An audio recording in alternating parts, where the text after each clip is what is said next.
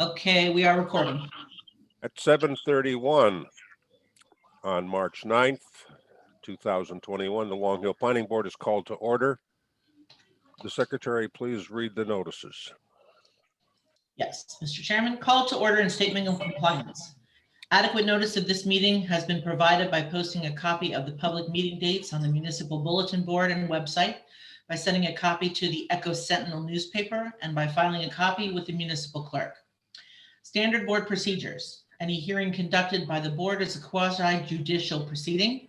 Any questions or comments must be limited to issues that are relevant to what the board may legally consider in reaching a decision. And decorum appropriate to a judicial hearing must be maintained at all times. Meeting cutoff. Announcement is made that as a matter of procedure, it is the intention of the planning board not to continue any matter past 10:30 p.m. at any regular or special meeting of the board unless a motion is passed by the members then present to extend the meeting to a later specified cutoff time. Now we will have the Pledge of Allegiance.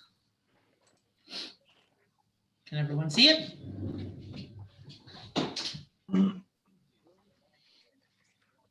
I pledge allegiance to the flag of the United States of America and to the republic for which it stands, one nation, under God, indivisible, with liberty and justice for all. Amen. Okay, roll call. Deputy Mayor Ray. He will be late. Oh, that's right. We said that before. Committeeman Verleza is still currently absent, correct? Correct. Negative. Okay. On. He's there. Oh, there he is. Raise your hand.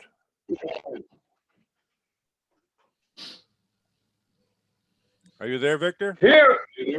Okay. Yes. Proceed. Okay. Miss Dill? Mr. Hands? Yeah. Mr. Malinowski? Here. Mr. File? Mr. Richardson?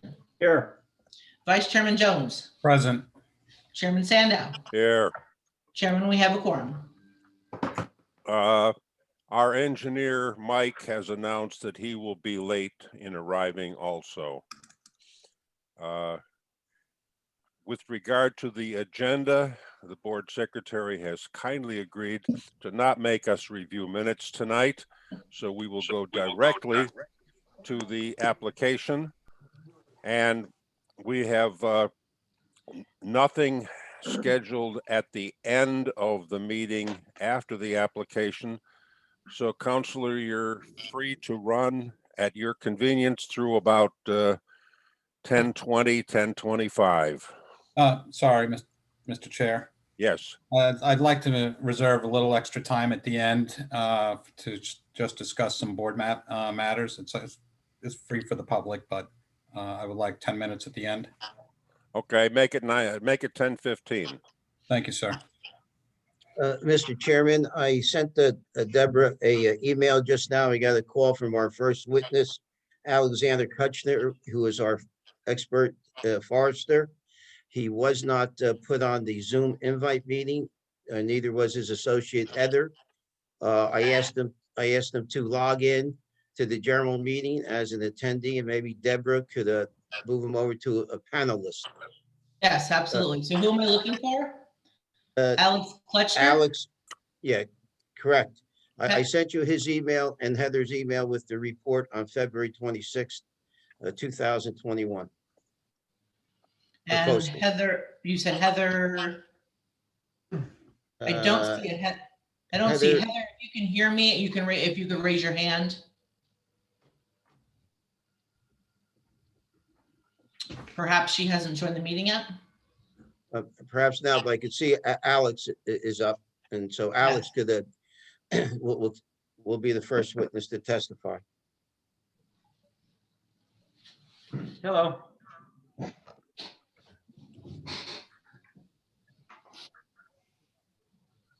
Chairman, if I can move forward with our first expert.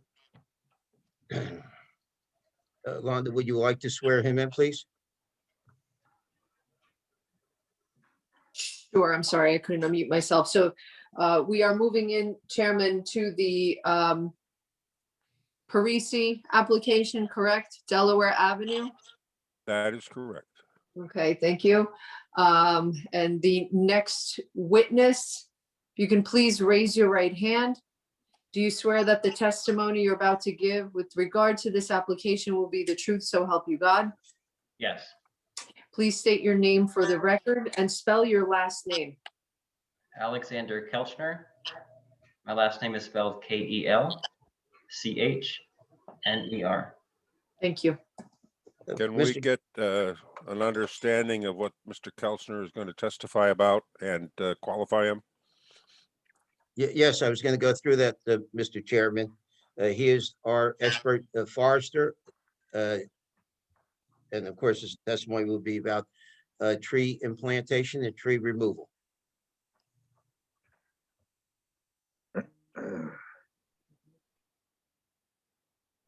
So, Mr. Karshner, you want to tell us why you're qualified to talk about that? Why am I qualified to talk about that? he's asking for your educational background. Mr. Kelcher, can you tell us Okay. something about your educational background? Okay, I have a bachelor's in ecological forest management. I have an associate's degree in forest technology, and I have a minor in biology. I also have 7 years of experience working professionally as a forester.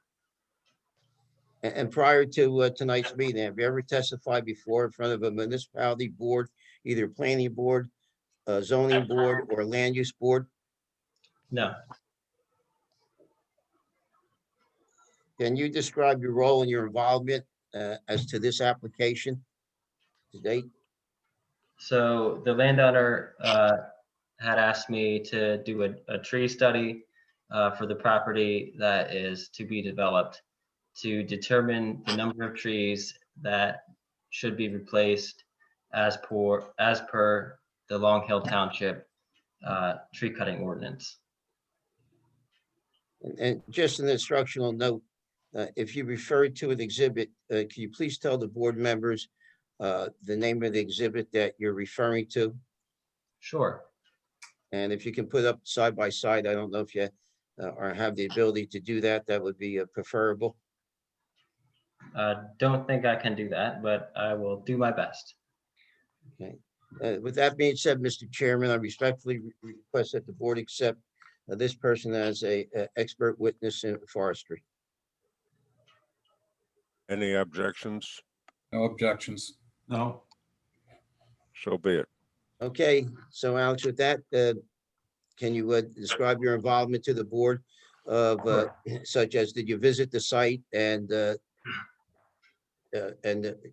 detail your report that has been posted? Okay. So I met with Mario Parisi and Justin Maranka on this property to review what they were hoping to do out there. They're hoping to develop this property. They provided me with some maps of the development plans for the property, and I used those maps to delineate the area where the development would occur. So I used our computer software. It's our GIS system. Sorry. to- Would you hold on a minute, Tom? Yeah, can I ask everyone to put themselves on mute and some feedback? Thank you. Sorry, Mr. Kelcher. Okay, we good to go? All right. Go ahead. So I met with Mario Parisi and Justin Maranka. Hold it. We're still getting a little bit of feedback. Would everybody turn off their microphones? Apparently somebody's got a speaker and a microphone I too think close it's Mr. together. Or it's Mr. Parisi. Can't imagine. I only have one device. Yeah, but it keeps coming back as you, sir. So let's see. I hope that may have fixed it. Thank you. Okay, so I had met with Justin Maranka and Mario Parisi out there on the property a few weeks ago to review the development plans. And I walked the property with them a little bit to just acquaint myself with what I'm dealing with. And I needed to determine how many trees needed to be replaced due to the development. So I took some of the surveys that they gave me to determine the area of disturbance, essentially, where the development would take place. The total acreage of this property is 10.435 acres. And what I came up with as the area of disturbance would be approximately 5.22 acres.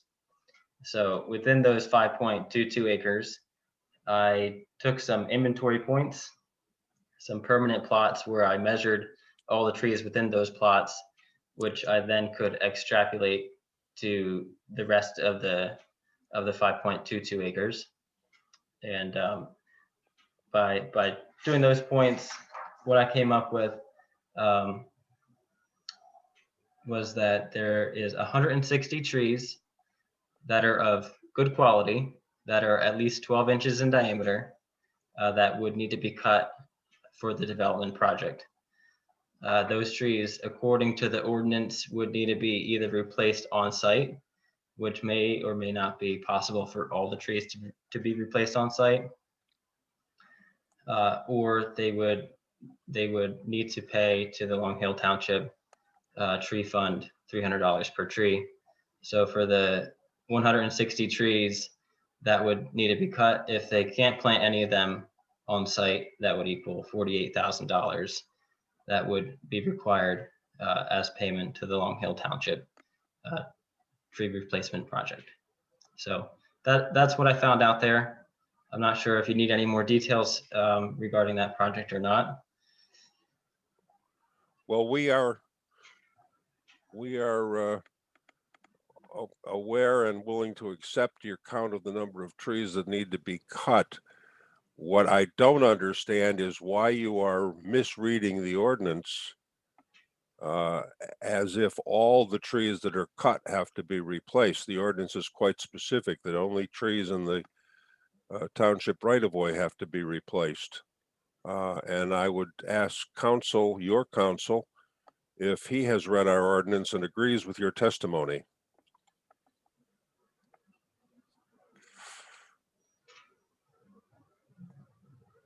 You'll have to unmute. Yes. No, I was waiting for the Shade Tree Commission to take this report and have their comments on it. Unfortunately, the report was not furnished to the Shade Tree Commission when they had their, I think it was their February 22nd, 2021 committee meeting. In addition, though, his report does state that 87 trees on the land would be saved. Back to my point. Why are you testifying that all the trees have to be replaced or paid for to the tune of $48,000 when in fact the ordinance does not say that? It only speaks to trees in the right-of-way.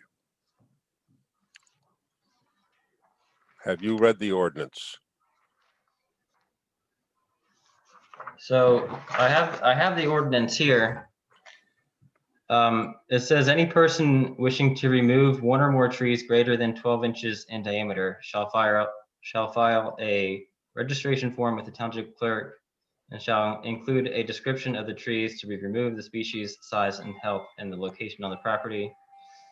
No fee shall be charged for the tree removal registration. However, failure to file the registration form before removing the trees in accordance with paragraph A shall be subject to a property owner or tenant to the penalties set forth in section 23-12.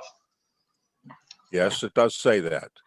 It also says that approval by this board of a site plan or a subdivision dismisses the requirement to file with the township clerk. So you want to go to the section that talks about which trees have to be replaced.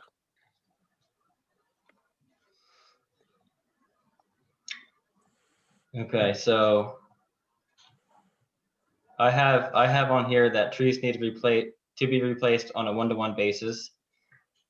They should be replaced with trees of 2 to 2.5 inch caliper, bald and burlapped, and suitable for that site.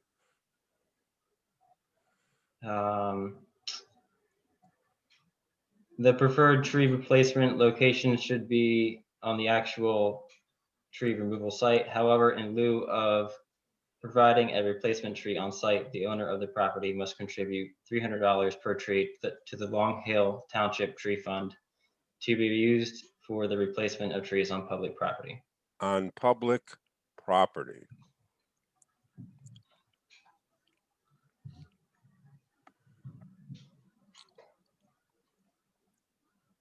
Liz, do you have the ordinance citation that I sent you when we first got this? I'm looking for it, but I don't. Yeah, I think what you're looking for is section 23-7. Thank you. You want to read 23-7? Sure, it was actually just read by Mr. Kuchner, I think. Sorry if I butchered your name, but it's protection of trees on private property. Section A, any person wishing to remove one or more trees greater than 12 inches in diameter shall file a registration form with township clerk, which shall include a description of the trees to be removed, their species, their size, their health, and their location on the property. And B, no fee shall be charged for a tree removal registration. However, failure to file the registration form before removing the trees in accordance with paragraph A above shall subject a property owner and or tenant to the penalties set forth in section 23-12 below.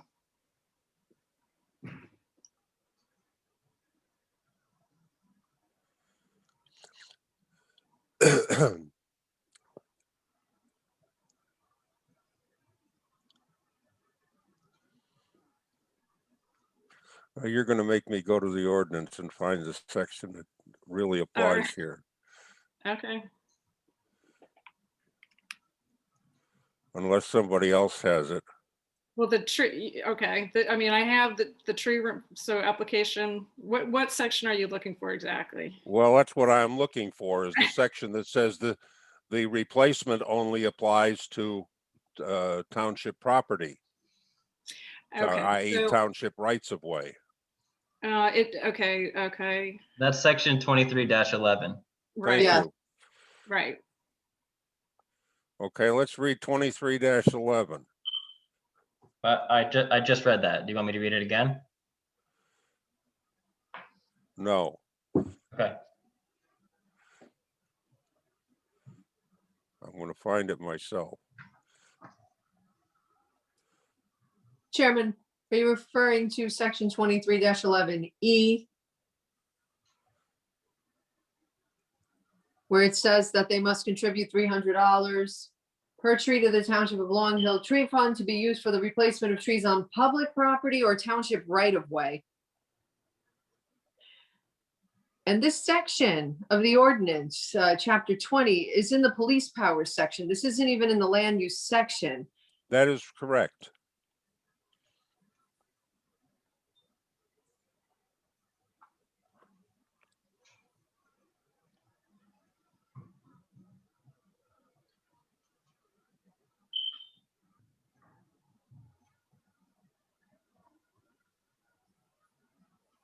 If I may, I think I can help clarify what the chairman's getting at. Please help me. I'm still struggling to find it. So if you look at 23-11, it says the Shade Tree Commission may require that township trees, which are specifically defined in the ordinance, Right. Removed would have to be replaced. And a township tree is one on township property or in township right of way. So none of the trees on the subject property would be considered township trees, and so therefore wouldn't require replacement under the ordinance. Right. They would be considered private trees, which are also defined as anything but a township tree. Mhm. Right.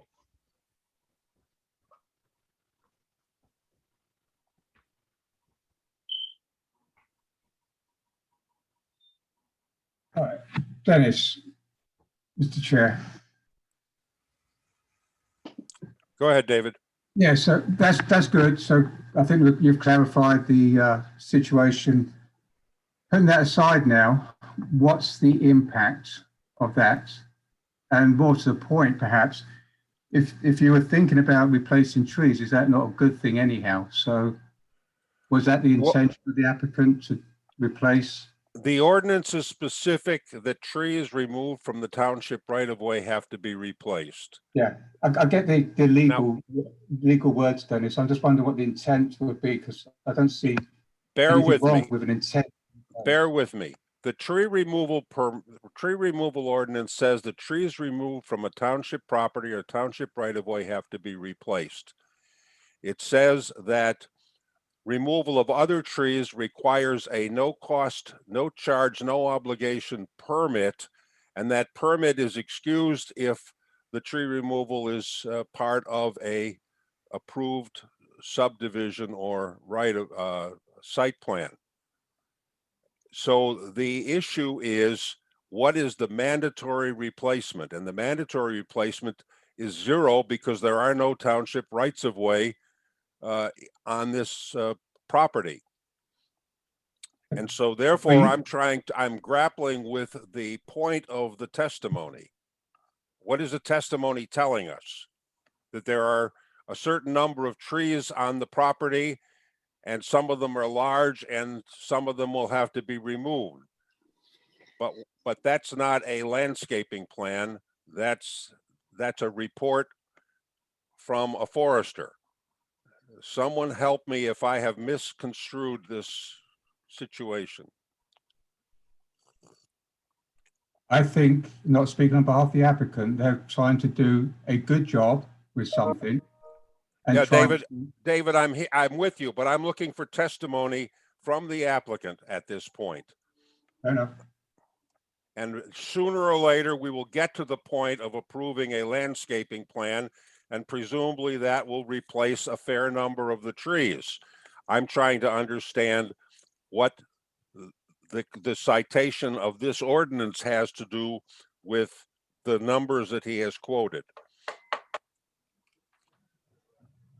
This project, the landowners asked me to do this project. They didn't say that they were approved. They didn't have an approved site plan yet, so they wanted to just do this in good faith. So that's really the reason why I did it. Counselor, you're going to have to put this testimony into perspective for me.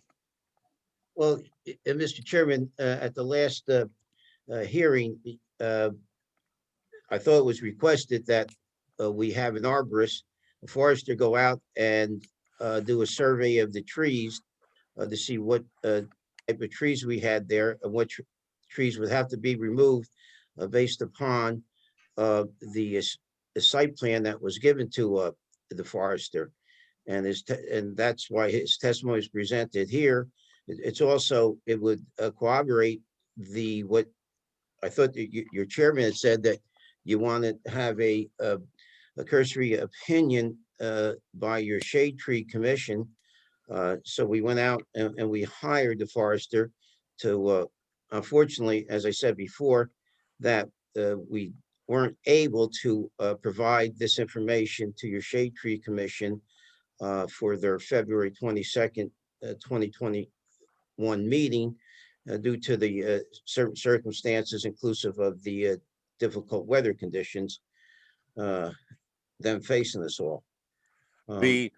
What I recall from the last hearing was that a resident of the townhouse development to the east asked how many trees could be preserved on the east boundary overlooking that the Chestnut Run development. And my assumption is that sooner or later we will get a drawing which shows the trees that will be retained as a buffer along the east boundary. Similarly, there would be tree buffers around the other boundaries to the contiguous lots.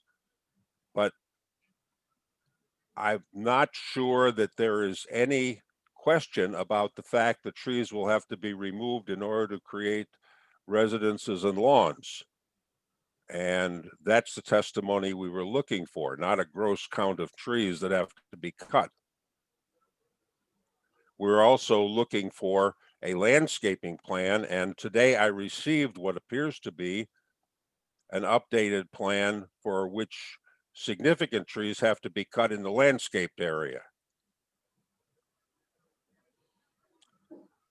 Well, I think Chris has submitted a supplementary exhibit as of Friday, which will be showing, if that's the exhibit you referred to, Mr. Chairman, as to the trees that will be planted at or around the townhouse development. Now, the drawing that I received shows about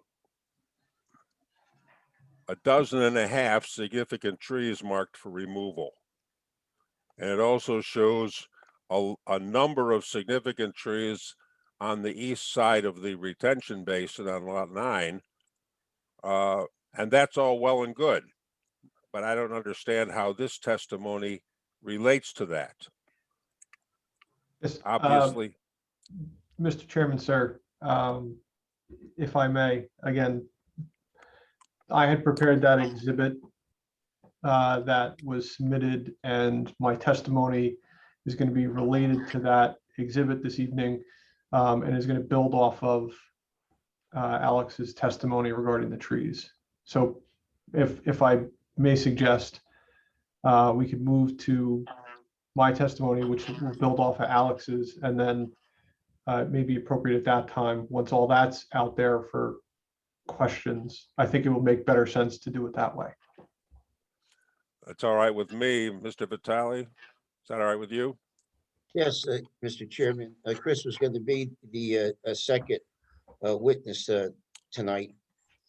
He was going to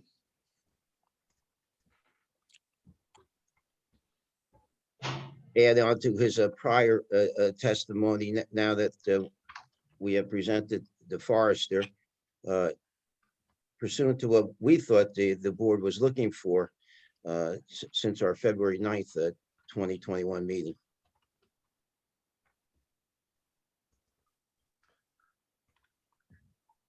So I was previously sworn. Understand I'm still under oath. And You were sworn at the last meeting? yes, sir. Yes, he was. Yeah, I was the show last time. So if I may proceed, Mr. Chairman. Go right ahead. Thank you, sir. So the exhibit, which was delivered to the township on Friday electronically, is what I have up here. I don't remember where we're at, if we marked anything last time. I think I was just using the submitted documentation. Right, I don't believe we marked anything in the last meeting. I think this would be considered exhibit A1. Okay, excellent. Deborah, you're correct. None of the previous plans were marked. Was Alex's report submitted as an exhibit, or was that submitted 10 days prior? I don't recall. I don't want to get us out of order. I don't want to be pedantic, but I submitted Alex's report 10 days prior. okay, excellent. So then this will be A1. It is titled Tree Study Plan. It was prepared by my office and is dated March 5, 2021. What we had done, again, building off of Alex's work, they had, as they indicated in their report, marked a number of trees on them with paint with an S for trees that could be saved based upon their review. We went out and located those trees to the best of our ability. I don't know that we have exactly 87 of them here, but again, we've gone out and located the trees, and then we took a step back to see what of those trees we would need to remove and which ones we could save, because that was a point of discussion and a concern at the prior meeting. What trees would we be able to save?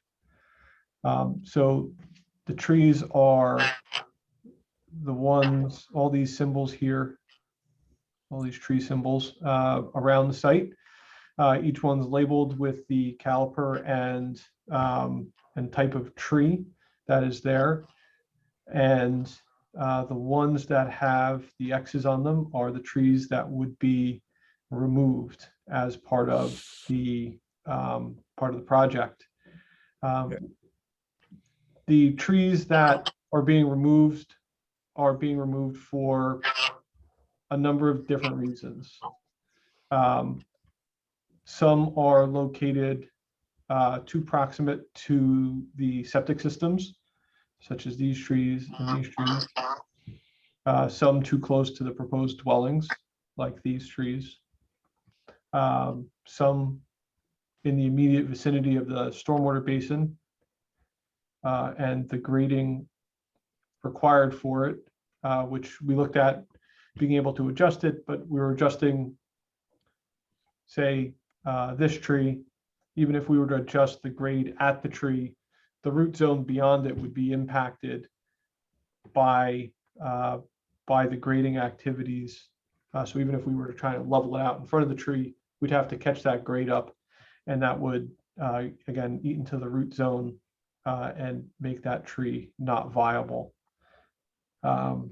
Along the eastern boundary, there's one tree where this is a white oak, which has a bit of fill against it.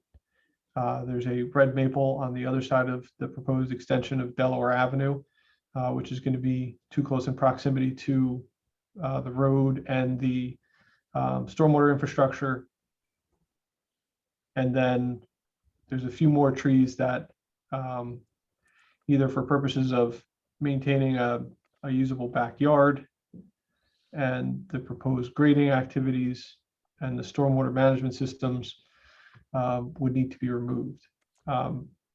So along the property line, and again, it is, not perfect. We have trees shown that are kind of beyond the property line here. Part of that is because it's kind of hard to know exactly where you are when you're out on the site.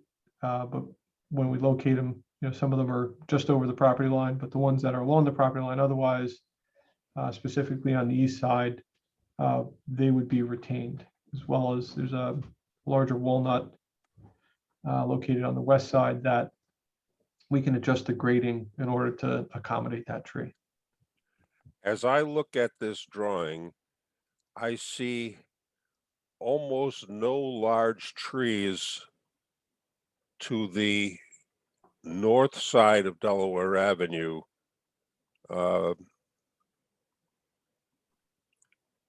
Existing today, other than the ones that you have described as needing to be removed. And there are 2, 4, 6, 8. There are about 8 trees that have to be of large size that have to be removed on the north side, and about 8 trees on the south side. But there are apparently no large trees on the north side that don't have to be removed. Am I reading this correctly? So I think one of the things to keep in mind is the trees that were identified in the report were trees that, and Alex, again, correct me if I'm misstating you, trees that, based upon their site inspection, would be possible to be saved. And it wasn't necessarily every tree that fit within the ordinance requirement of any tree over 12 inches, say. That's not what was located.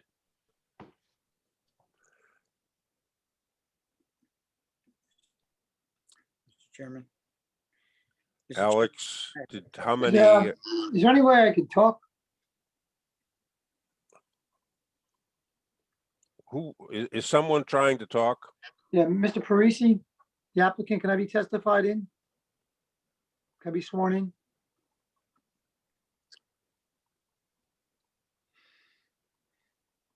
Yeah, Mr. Parisi hasn't been sworn in yet, correct?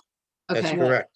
Okay, Mr. Parisi, can you please raise your right hand? Do you swear that the testimony you're about to give with regard to this application will be the truth, so help you God? I do. Thank you. Please state your full name for the record. My name is Mario V. Parisi Jr. Thank you. I live in Sterling, New Jersey, very close to the property.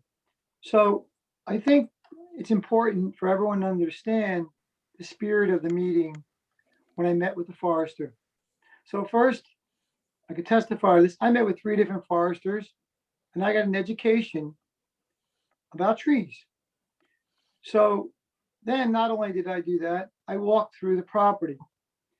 So what I observed is that there is, as the chairman noticed, there is not as many trees as one would think out there. And I think that I'm gonna leave it to Alex to testify, and everybody should know about the ash tree. So there's something called the ash tree, and I don't want to make numbers up as I go, but all ash trees are going to die, and I was shocked to hear this, within the next 2 years. So the spirit of the meeting, when I met with Alex and I met with the other foresters, I was basically saying, let's figure out what trees can we save? And what trees, are we cannot save. And I was very pleasantly surprised that the ultimate results for a 10-acre property it wasn't like we were taking so many trees away. And my simple concepts, I know I'm going to be adding back at least 10 trees. This is the business side of it. 10 street trees, 10 different trees, at least every lot. I didn't read an ordinance because I want to make the neighborhood beautiful. So in one sense, I said, wow, we're actually going to make these trees better, healthier, and we're going to keep the good trees around the parameter. And I was very satisfied with, I'm not really eliminating this forest.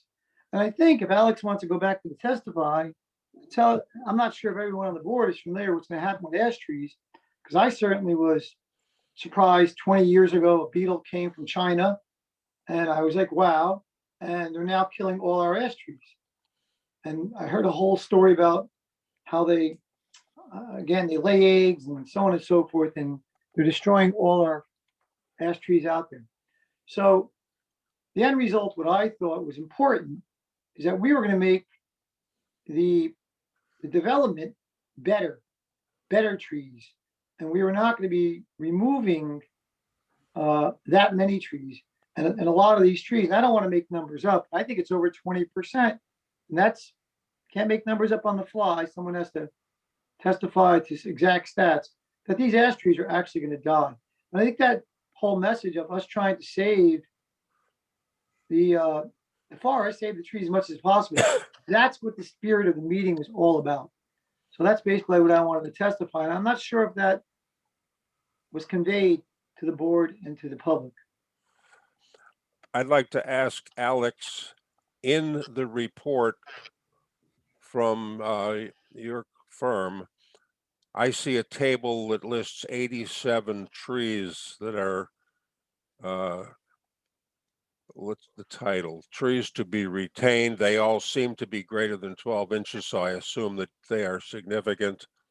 Am I reading that correctly, that there are 87 trees to be saved? Alex? You have to unmute yourself. Can you hear me now? Yes.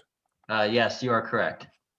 And Chris, Yes, sir. you have shown 16 trees of significance to be removed on your drawing. Is that correct? I think there's a few more than that, sir, but these trees, yes, we showed, I think it's closer to 20. And that's trees that were included in that list of 87. And so they are included? So Alex went out and he had marked trees that he thought could be saved. And then we located them, and then we analyzed whether we could in fact keep all of the trees. And so therefore, you're saying that you want to remove 20 of the 87 trees on his list, Correct. Yes, sir. which is less than a quarter. Yes, sir.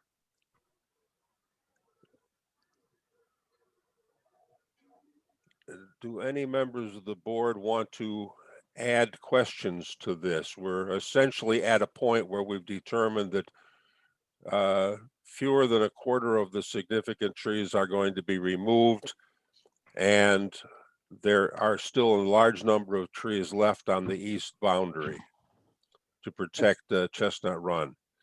Mr. Chairman, I have a question. Go ahead. Alex, on your figure, I think you designate a buffer around the property. Yes. What is that referring to? Could you help characterize what that buffer is referring to? So that's the area on the boundary of the property and the boundary of the development that I was hoping that the trees within that area could be saved. And that's where the 87 trees that I marked out are located. Okay. And then I understand the significance of obviously the larger caliper trees, but did you also kind of evaluate the type of vegetation that provides a visual screen for the neighbors around the perimeter of the property? Because this is more also about creating kind of a visual break to create some distinctness between the properties. Did you evaluate that vegetation? Is that vegetation, of at least value enough to provide that type of visual break? The vegetation on site is nearly entirely all non-native invasive vegetation. So it may provide a visual barrier, but it doesn't have any ecological benefit to save it. Got it. Thank you. I notice, Alex, that your list does not include any ash trees. Correct. Is that because there are none, or because you've just already thrown them away? So the ash trees on that property are either already dead or about to die due to the effects of the emerald ash borer. So we did not tally any ash trees to be retained because they're going to die anyway. Okay, thank you. Any other? Question? Yes. Yes, go ahead, Tom. Mr. Kelcher, just a question about the age of the trees. I think in your report, you mentioned that the northern portion of the site was reforested in about 1975, the southern portion in the 50s sometimes, which puts the trees aged, I guess, 50 to 70 years old. Is that considered old growth forest, or is it a mature forest? In your professional opinion, how would you describe the age of the trees? I would not consider that an old growth forest. It's a secondary forest that regrew from old fields. So I wouldn't consider it anywhere near old growth. Okay, thank you. Mr. Chair. Go ahead, Mr. Jones. Thank you. Mr. Koltner, I did walk the property this past weekend and noted quite a few trees with the S marking on it. I didn't see all the trees with the S marking on it, simply because I didn't walk the entire perimeter because it was difficult to walk through with the briar patch, the thorns, and the whatnot. But I did, knowing that it's winter time and all the leaves are down, and just to build on Mr. Richardson's comments about buffering and screening, I did notice that there were some evergreen style trees on the what I would say is the eastern southern side next to block 13302, which has the townhouse complex. I still noticed that you could still see through there, but I would imagine that once the summer comes and the broadleaves start to show up on the low vegetation and the high vegetation, that would create a greater buffer. But was that vegetation closer to Division Ave, which would bring it more north of that southern bit, which is on the southern side of Division Ave? Or is that vegetation, that broadleaf evergreen, more to the southern side of that, closer to the railroad tracks? Are you referring to the cedar trees that are out there? That's right. That's correct. And you're asking me where they're located? Where they're located, are they going to create a better buffer for that home? I think that's lot 1. If you build a house there, that house on the side of that property is going to be able to see or be visible to those townhouses. So there are, I'm calling them evergreens, but that's probably not the right terminology. So I defer to you as the expert, but it's green all year. Right. What I'm trying to get to. Is that enough buffer, or do you need more buffer?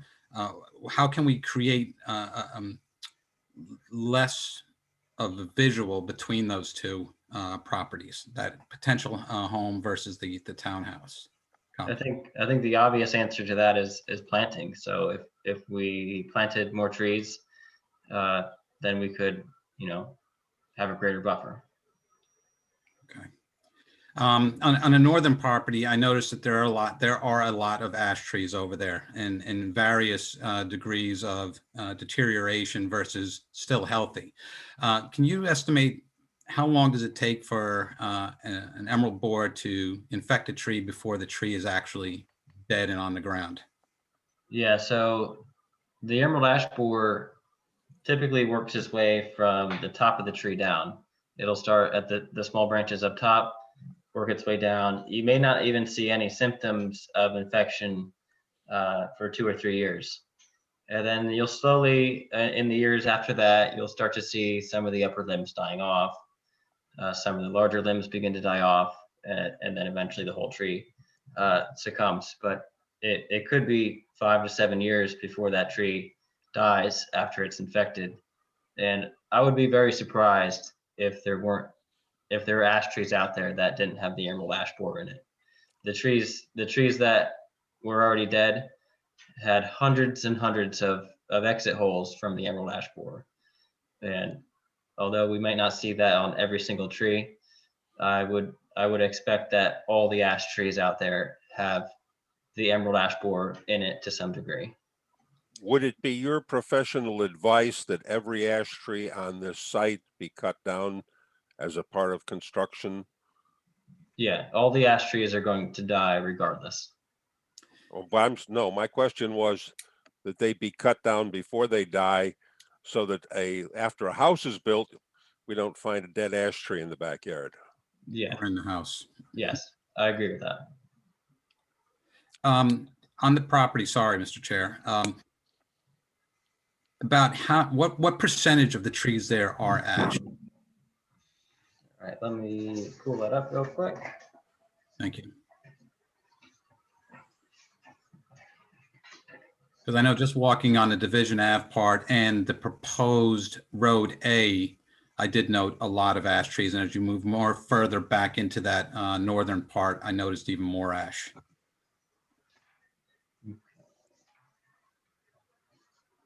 So in the northern section of the property, which is the area that is slightly younger, I did not record any living ash trees at all. So in that section, they're all dead already. And then in the southern section, which is slightly older,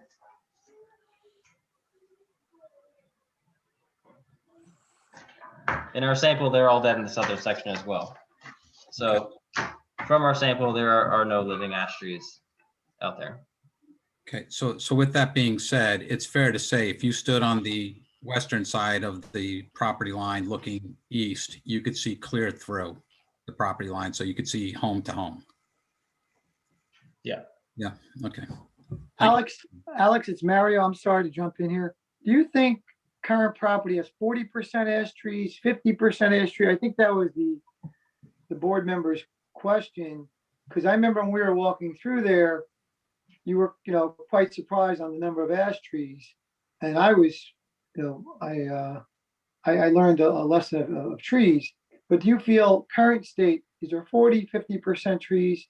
Just again, your professional opinion, you walk the property. Can you come up with a fair, good, fair percentage currently is there? I would say there's probably about 20 to 25% ash trees, but they're all dead. Alex, is it fair to assume, and I know this wasn't a part of your study or your testimony, but is it fair to assume that the surrounding woodlands, especially to the south of Delaware Avenue, have a similar density of ash trees? Yeah, it's fairly consistent throughout the property. I'm looking at your the drawing or the aerial photograph in your report, Okay. and about page 4, I guess, there's a picture that shows rather continuous reforestation across the entire southern boundary of your aerial photograph. Would it be fair to assume that ash trees exist all across that, including the neighboring properties? Yes. So there will be an ash blight within the next 10 years for this whole area. No, it's not a blight. It's a beetle that's killing the ash trees. Well, I'm sorry, I used that word in a rather generic way. They're all going to die, and the neighboring properties are going to see dead ash trees as well as this property. Yeah, so areas that have had the emerald ash borer longer than New Jersey. New Jersey's had it since about 2014. It was first introduced to the Detroit area of Michigan in 2002. The average mortality rate of areas that have had the emerald ash borer longer is 99.7%. So 300,000 trees have survived within areas that have been infected longer. So that could give you some perspective. It's wiped out the axe handle and baseball bat industry in Pennsylvania. That's right. So I can testify as the builder that on the 10 acres, I will remove all the ash trees for the safety of the community. So I will be committed for safety to remove all the ash trees through and throughout. If I'm building on it, my 10 acres, I will take full responsibility to remove them all. Thank you. Teresa. Yeah, just bear with me for a second. So, because these graphs look different on my email, so I'm trying to follow along. So you said that the trees with the X's are being removed, correct? Yes. No, there's no trees with X's. You're referring to my plan, the exhibit? Yeah. Okay, so then these ones that are by the condominiums, like they're mostly red maples. Now that I'm zooming in pretty close, they do not have X's, meaning those will not be removed. Correct. So I'll do the same and zoom in here. Yeah, I had to like zoom in a lot to be able to. Yeah, so adjacent to the condominiums, there's really two trees that were marked. One is this sugar maple, and the other was this white oak. Perfect. So because the reason I'm asking, you'll probably recall that last week, I think some of the residents' concerns were if we're taking all these out, how is it going to affect them living down here? I think at a lower elevation, correct? And then is there going to be any runoff or something? So I just want to make sure for the because I think part of the reason we did this also is because some residents voiced some concerns about that. So does this alleviate that concern that these aren't coming out? So there's really not going to be that issue anymore for our residents over here in the condos? Yes, yeah, I think one of the concerns was, were we going to remove the trees and therefore the root structures, which are keeping the erosion in check? And yes, I mean, again, there's two trees coming out. Yeah. Okay, that's fine. I just wanted to make sure that I was following that along and that I'm sure a lot of the same residents are on, and I wanted to make sure that question was answered. So, okay, thank you. Thank you. Mr. Chair, I have one more question and kind of dovetails with Ms. Dill's statement. Where you have the 18-inch white oak that's marked for removal. Yes, sir. I did notice that there's also a rather large woodpecker, and maybe Mr. Kelchner has even seen them. Red-headed woodpecker that happens to live in that in that tree or around that tree. Are we going to be disturbing any of that wildlife? And maybe it's not for you to answer, and maybe it's someone else that needs to answer that question, but I did notice there's quite a bit of wildlife in there. You mean, well, I mean, when construction occurs, the site disturbance is going to disturb the wildlife that may be inhabiting the area. And it would presume would displace it into, the remaining portions of the property closer to the railroad tracks to the south, or into other wooded areas nearby, specifically thinking block 13302, lot 17 to the northeast is wooded in there. Yeah, has a study even been done, Mr. Nusser, with regards to what kind of wildlife is in this property? No, sir. And why not?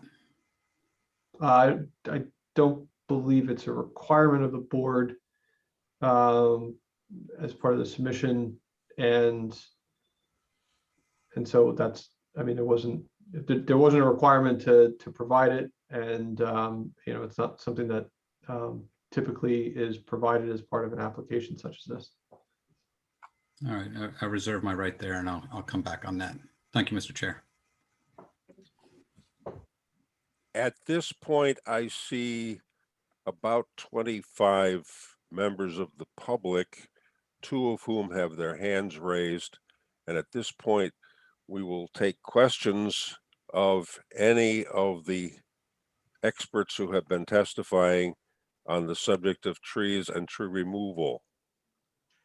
Mr. Chairman, may I speak? I was just going to say, do we want to see if our professionals have questions first? Mike, you showed up. Yes. I snuck in the back door. I have one question for Chris with regard to a comparison between the exhibit you have up and sheet number 15, which is your landscape plan. I would just ask that perhaps you take a second look at the two and coordinate the two, because you're showing some new trees planted where existing trees are to be preserved. So maybe you could relocate those trees to other areas where trees have been removed. I would just ask that you take a look at that and coordinate tree preservation with new plantings. Absolutely. Thank you. That's all I have, Mr. Chairman. Thank you. All right. Can we go to the public? Sure. First individual raised hand is Mr. I'm assuming Martin Allen. Mr. Allen, you have to unmute yourself. I did. Something else popped up. I apologize. That's okay. We can hear you now. First question I have is for Mr. Kelchner. Mr. Kelchner. I'm sorry, sir. If Yes. you need to. Yes, I live at it's Martin Allen. I live at 122 Woods End in Gillette. Thank you. Thank you. I'm sorry about that. Mr. Allen, are you were you the person who testified or who questioned at the last meeting? I am, sir. Okay, thank you. Mr. Kelchner, let me just ask a qualification question. I with all due respect, Mr. Chairman, I kind of was concerned with Mr. Kelchner's qualifications. Kelchner, how long have you been out of, how long ago did you receive your bachelor's? I received that in 2014. And where did you receive your bachelor's from? Paul Smith's College. Paul Smith's was located where? In Paul Smith's, New York. Okay, and your major there was? Ecological forest management. Okay, and you do not have a master's or a doctorate, correct? No. And you've never testified before a planning board or zoning board before, correct? No. Could you express to the board what your background is and what your professional duties are right now? Mr. Allen, I'm going to have to ask you to please limit your questions to the testimony that's been on the Okay, all right, Mr. Chairman, I'm just going to speak for the record on behalf of the members of the public in my development that we questioned. we're talking questions only, not comments, not. It's not a opinions. comment. This is an objection to the board's acceptance of this witness as an expert for his testimony, but I will ask questions, Mr. Chairman. Thank you very much. I do have my first question is, there was a little bit of confusion here, Mr. Kelchner. You testified, I guess, what is the total acreage of the site? The total acreage of the property is 10.435 acres. And you testified that 5.22 acres would be disturbed. In other words, the applicant's going to remove trees from more than half of the property. Is that what I understand from your testimony? Yes. And you further testified that 160 trees of 12-inch plus diameter would be disturbed. Was that your testimony? Yes. Did you make any study of any trees that were smaller than a 12-inch diameter? No, according to the ordinance, it does not. I'm not asking you about the ordinance. I understand what the ordinance is. I understand what the chairman said. And the reason I asked the question is because I don't think, as the chairman said, the ordinance is applicable here. Did you make a study of trees that were going to remove 6 inches in diameter or larger? No. 8 inches in diameter or larger?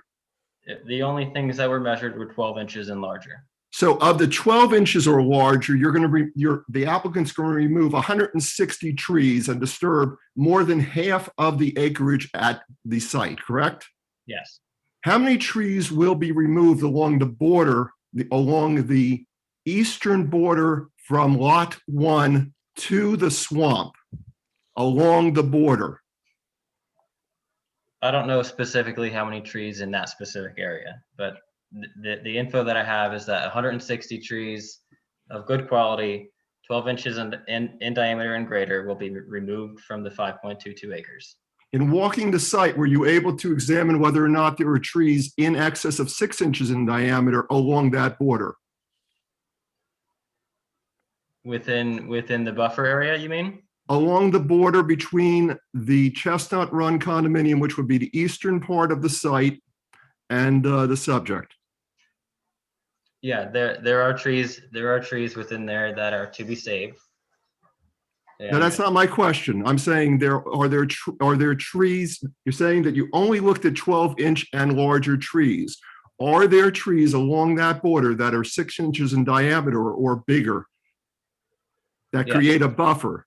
Yes, there are trees in that area that are down to 4 inches in diameter. And how many of those trees are going to be removed during construction? I think Chris has that info. He said that 20 trees that I had marked to retain are to be removed. Those are the 12-inch and larger, right? I think they vary in diameter. Okay, I'll go on to Mr. Nusser, since Mr. Nusser also testified without a break between them for cross-examination purposes. Mr. Nusser, are you a landscape engineer? I've never heard of a landscape engineer. I'm a civil engineer. You're a civil engineer. Am I a landscape? I'm sorry, I apologize. Are you a landscape architect? I know there's no such thing as a landscape engineer. I apologize, Mr. Nusser. Are you a landscape architect? No, sir. So no one has testified here who's a landscape architect, correct? No. So what qualifications do you have to set forth a landscaping plan for this board? A landscaping plan, Mr. Nusser.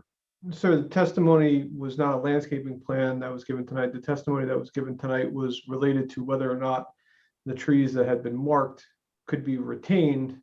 And we used, I reviewed it from an engineering standpoint on what trees could and could not be retained from an engineering standpoint.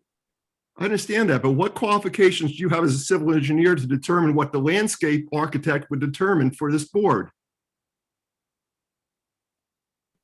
I'm not sure what you think. Well, did you make a determination? To do with landscape architecture. Did you make a determination with Mr. Kelchner or with the applicant that only 12-inch plus diameter trees would be measured and presented as evidence to this board? So that was based on the township's ordinance. But the township's ordinance, as the chairman has identified, is not applicable. Is that correct? No, the township's ordinance requires the request of a permit. And For the public, information- for right-of-way portions of the property that are owned by the public, isn't that correct? The replacement is for that, is for township trees. So what is the applicant going to do to satisfy the residents of Chestnut Run who border the property on the eastern side? What plan does the applicant have to do that? I'll ask that of the applicant. Maybe he can tell us what he's going to do during construction, number one, to prevent any erosion, and then after construction to provide us with a buffer. Well, again, we talked about during construction issues at the last hearing. We already gone through that. This site will have a soil erosion sediment control certification that includes measures to prevent erosion issues. There are inspections that go with that to make sure that those measures are in place and they're maintained so that there are not any issues with erosion leaving the site during construction. So that's number one. If there is a concern that the remaining landscaping is not sufficient, we can certainly prepare a landscaping plan with additional buffering, whether it be vegetative buffering or a fence. We could do a solid fence along the border. There's a number of options that we could provide to provide some additional screening. But despite my questioning at the last board hearing, you've done nothing of that sort, and the applicant is able to testify. Since he's already testified, he can answer my questions. What plans are there to satisfy the eastern neighbor to your property, sir? I'm not sure if I'm allowed to ask a question before I answer. Martin, are you an attorney? Are you a litigator? Is that what your profession is? That's not relevant, but yes, I am, sir. I am an attorney at law of the state of New Jersey. Okay, and are you representing yourself? Or are you representing the whole, are you on any type of retainer, or you're just, because you certainly are approaching this like a professional as a litigator attorney. But that's fine. And Mr. you're certainly coming across. Mr. Parisi, I am not retained by anyone in this development. I'm a member of the board. I am a resident whose home neighbors your property and can see your property from my kitchen window. You certainly seem like you're coming across as a litigator to me. I will answer your question. When I walked the property, I basically observed that there was a large sum of ash trees. And then my business model is I want to retain, I live up the block and I want to basically retain all the foliage I possibly can. So for example, I did some simple numbers. When they said we're going to remove 160 trees, and I said, okay, I'll add 20 trees per home. That's 8 times 20. So at this moment, if I thought it was time to present the landscape architects, which will be part of the project, I just thought this step one was more towards what trees are we going to save. I brought my professionals in at this point. When it comes to an architect, landscaper, we will bring that in when the appropriate time is. But right now, our testimony has to do with that. We brought a forester in. We basically observed the trees that we are going to save. We know that we are going to replace as many. My first business model was to replace as many trees I'd taken away, because it was 160. I would add back 20 more trees. To me, you're basically a litigator, and you're just trying to present your case. It has nothing to do with other than preserving your home and your individual your concerns. But we are, as applicants, doing everything in our possibility to do what I refer to as the right thing legally, morally, and for the save the forest land. Thank you, Mr. Parisi. Mr. Parisi, just so you understand, my question to you was what you were going to do to maintain that buffer. As to whether or not I do what I do from a profession, the board understands that this part of the hearing is for questions. The fact that I do it and I'm trained to ask questions in a certain way should not reflect upon the board's contemplation of my questions are, what the answers are from your witnesses or from you. I would ask you again, what do you propose to allow for a buffer during construction and after construction between lot 1, and the property you have on the east, to the east of your property? If you don't have an answer, you're going to present that later. That's fine, obviously. When you're building, there's some proper protocol. We will also go into the Morris County, and basically there's silk fences that you protect the land, and then I will replace trees. I will replace foliage. What I removed, I will replace. I don't know what's more of a testimony do you want? No, that's fine, Mr. Parisi. I want the board to hear what you're going to do. And what you're saying is you're going to do what's minimally required of the law. And you're going I never to. said, I never, please don't put words in my mouth. I never said the word minimum. You said the word minimum. Okay. You said the word minimum. That's why you're a litigator. And that's why you're trying to twist words in people's mouth. Well, I don't think that's what we're at. I'm asking you a question. That's what you're doing. That's what you're doing. So basically, I will replace. I said we take 160 trees away. I'll replace 160 trees. I think that's pretty fair and applicable. I think that's an excellent response. You're going to replace 160 trees. If that's the testimony, I'm hoping the board will hold you to it. Thank you, sir. Like 20 trees per lot. That's not a problem. Normal's 10. Thank you, Mr. Allen. Thank you, Mr. Chairman. Next hand raised. Next hand raised is Matthew Parisi. Hold on a minute. Sorry, allowed to talk? No, why is this?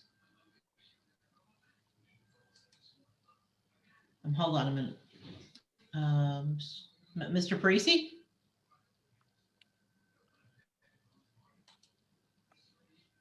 I'm not really sure why this is not allowing me to. It looks like you accepted Ms. Brown.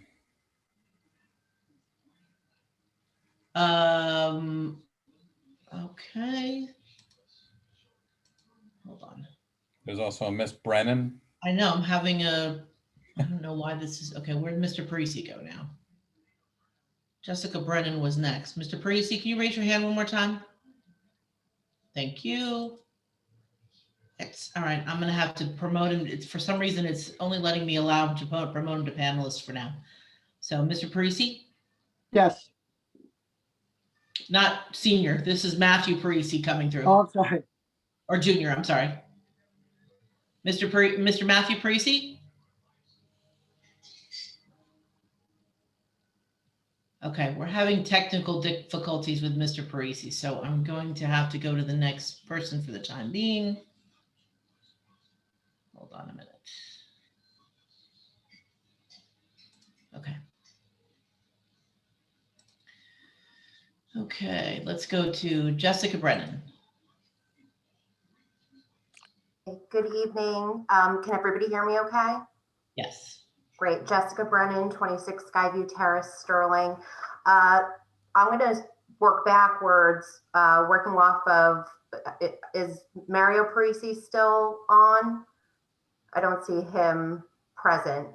But my question for him, based on his last comment, is where is he proposing to replant the 160 trees? Is he proposing that there will be 20 trees on each of the 8 lots that he's proposing to build on, or are you going to put them somewhere else? So when I did this informally, and my experts around me told me we were going to lose 160 trees, I did some simple math. I said, I have 8 lots. I will replace 160 trees in the most advantageous to all the neighbors and friends. But if it was 8 times 20, I put 20 trees per lot, if it was allowed. It's relatively normal to, when you develop, to put 10, to replace 10 trees on a lot. So I said to I basically said, but currently I do not have an architectural plan, landscape architectural plan. But if I need to testify that I'm going to replace 160 trees and we're going to remove 160 trees, I'm fine with it. when I walk through the property, the vegetation there is not, it's not such a beautiful forest. There is a tremendous amount of ash trees. There is a tremendous amount of brush. There is, I think somebody on the board mentioned that there's a lot of stickers. And I think with the development and the trees I plan on replacing, the foliage will look better. That's my goal. But you don't know, as we sit here today, whether it's feasible to replant 20 trees on each of the 8 lots. Is that accurate? No, I do not know that. Especially, so there's another variable. If New Jersey Water, if New Jersey Water lets us hook up to the sewer, we'll then not have to build septic tank, which would give us more room to build more trees. So there's a couple of variables that we have to sort of explore. But I'd like to testify now that I will replace 160 trees if I remove 160 trees. Well, so it's actually 180 trees that you're proposing to remove. And I'd like to then go to Mr. Kelchner to help me with some math here, to actually fix the math that we were talking about earlier. So I believe the chairman noted that there was going to be less than a quarter or 25% of significant trees to be removed. But by my calculations, and Mr. Kelchner, can you please let me know if this is accurate? You are proposing to remove 160, what you're calling high quality trees, correct? Correct. And you're proposing to keep another 87 high quality trees, correct? Correct. So that would be a total of 247 high quality trees that you located on the property when you walked the property within the last month, correct? Yes. And that's just in the 5 or so acres that you focused on, correct? The 160 trees are from the 5.22 acres, the area that is to be developed. The 87 trees to be saved were in the buffer area surrounding that 5.22 acres. Okay. So then going to Mr. Nusser, he then testified that of your 87 high quality trees that you proposed to keep, that 20 of those would actually have to be removed to accommodate 8 houses, 5 septic systems, dry wells, drainage, et cetera, correct? That's correct. Okay, so we're actually proposing to keep 67 out of 247 high quality trees. And those are just the 12+ inch diameter trees, correct? That does not count an 11 or a 10 inch or anything less than 12 inch, correct? Correct. So of those trees, you're actually proposing to remove 73% of those to accommodate this development. Is that accurate? Where do you get 73% from? Well, there's 247. You're taking away 180. You're Okay. 160 plus Mr. Nusser's 20. So simple math, 180 divided by 247. Well, I'm not sure if your math is accurate because you're not including the 10 acres.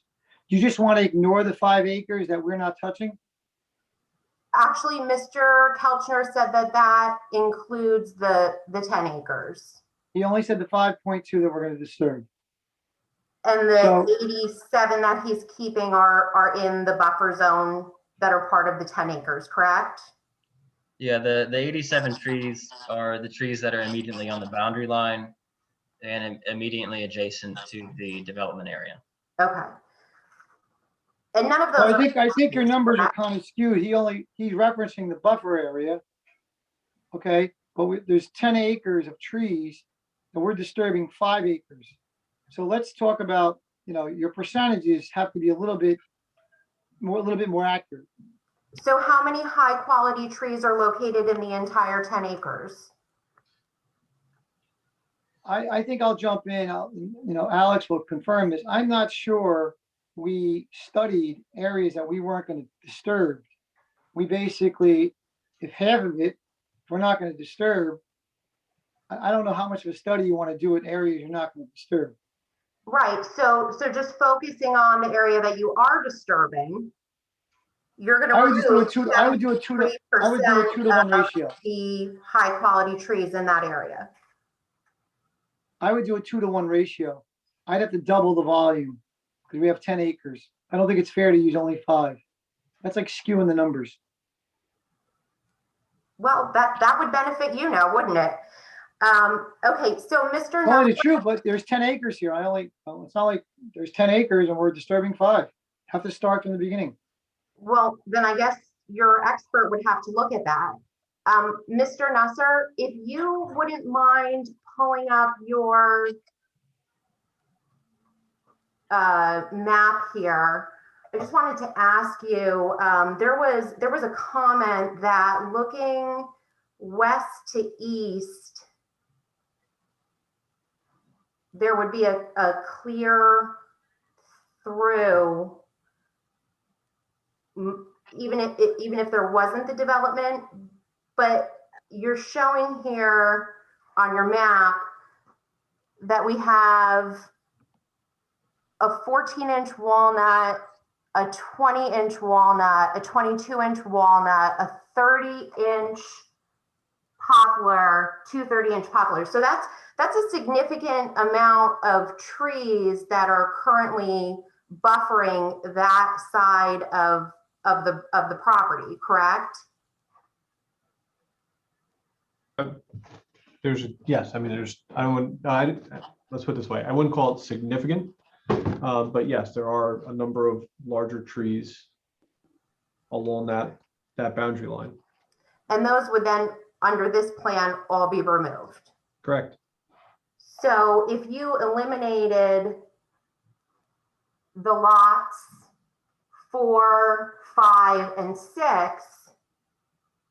all of those trees plus however many of the 160 that fall within that area, those would not need to be removed, correct? Well, sure, if we didn't build anything there, then there would be no need to remove. Okay. That's all I have. Again, I'd like to just bring to the public and bring to the board. Again, is your profession, you're also an attorney? I am. Okay, I'm not sure you're a litigator, but again, you're bringing your professionalism to the basically, and you're presenting your case like this is a legal. I just want to make sure that the public and everyone's aware that you are a professional and your day job is an attorney. I think there is some logic to knowing that. But Well, thank you. we haven't actually gotten to the legal aspect of your application, which would be the exceptions under the statute. So I'm hoping that we do. All right, I'm gonna cut this discussion off right now. The professions of the questioners, the members of the public, is not relevant. Okay. Do you have any other questions, Ms. Brennan? Oh, I thought she said she was done. Ms. Brennan, I apologize, Mrs. Brennan. Ms. Brennan, if you're not done, you can raise your hand. Nope, she appears to be done. Okay. Next from the public, we have Laura Apicella.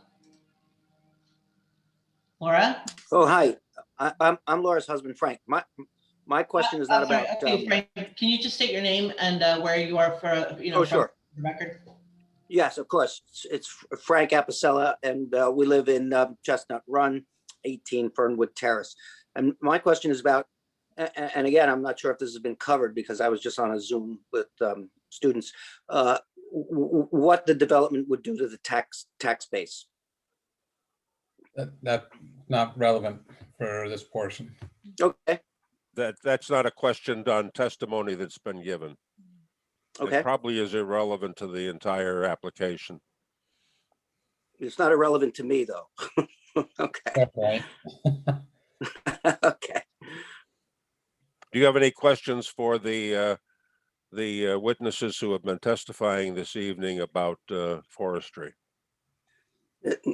No, sorry, I just joined. I had a class just now that I just got off of, so I just joined a few seconds ago. So that's certainly something that I'm interested in. Well, I'm sorry, this is not the forum. Okay. I'll find out some other way, I guess. Are there any other members of the public who would like to question?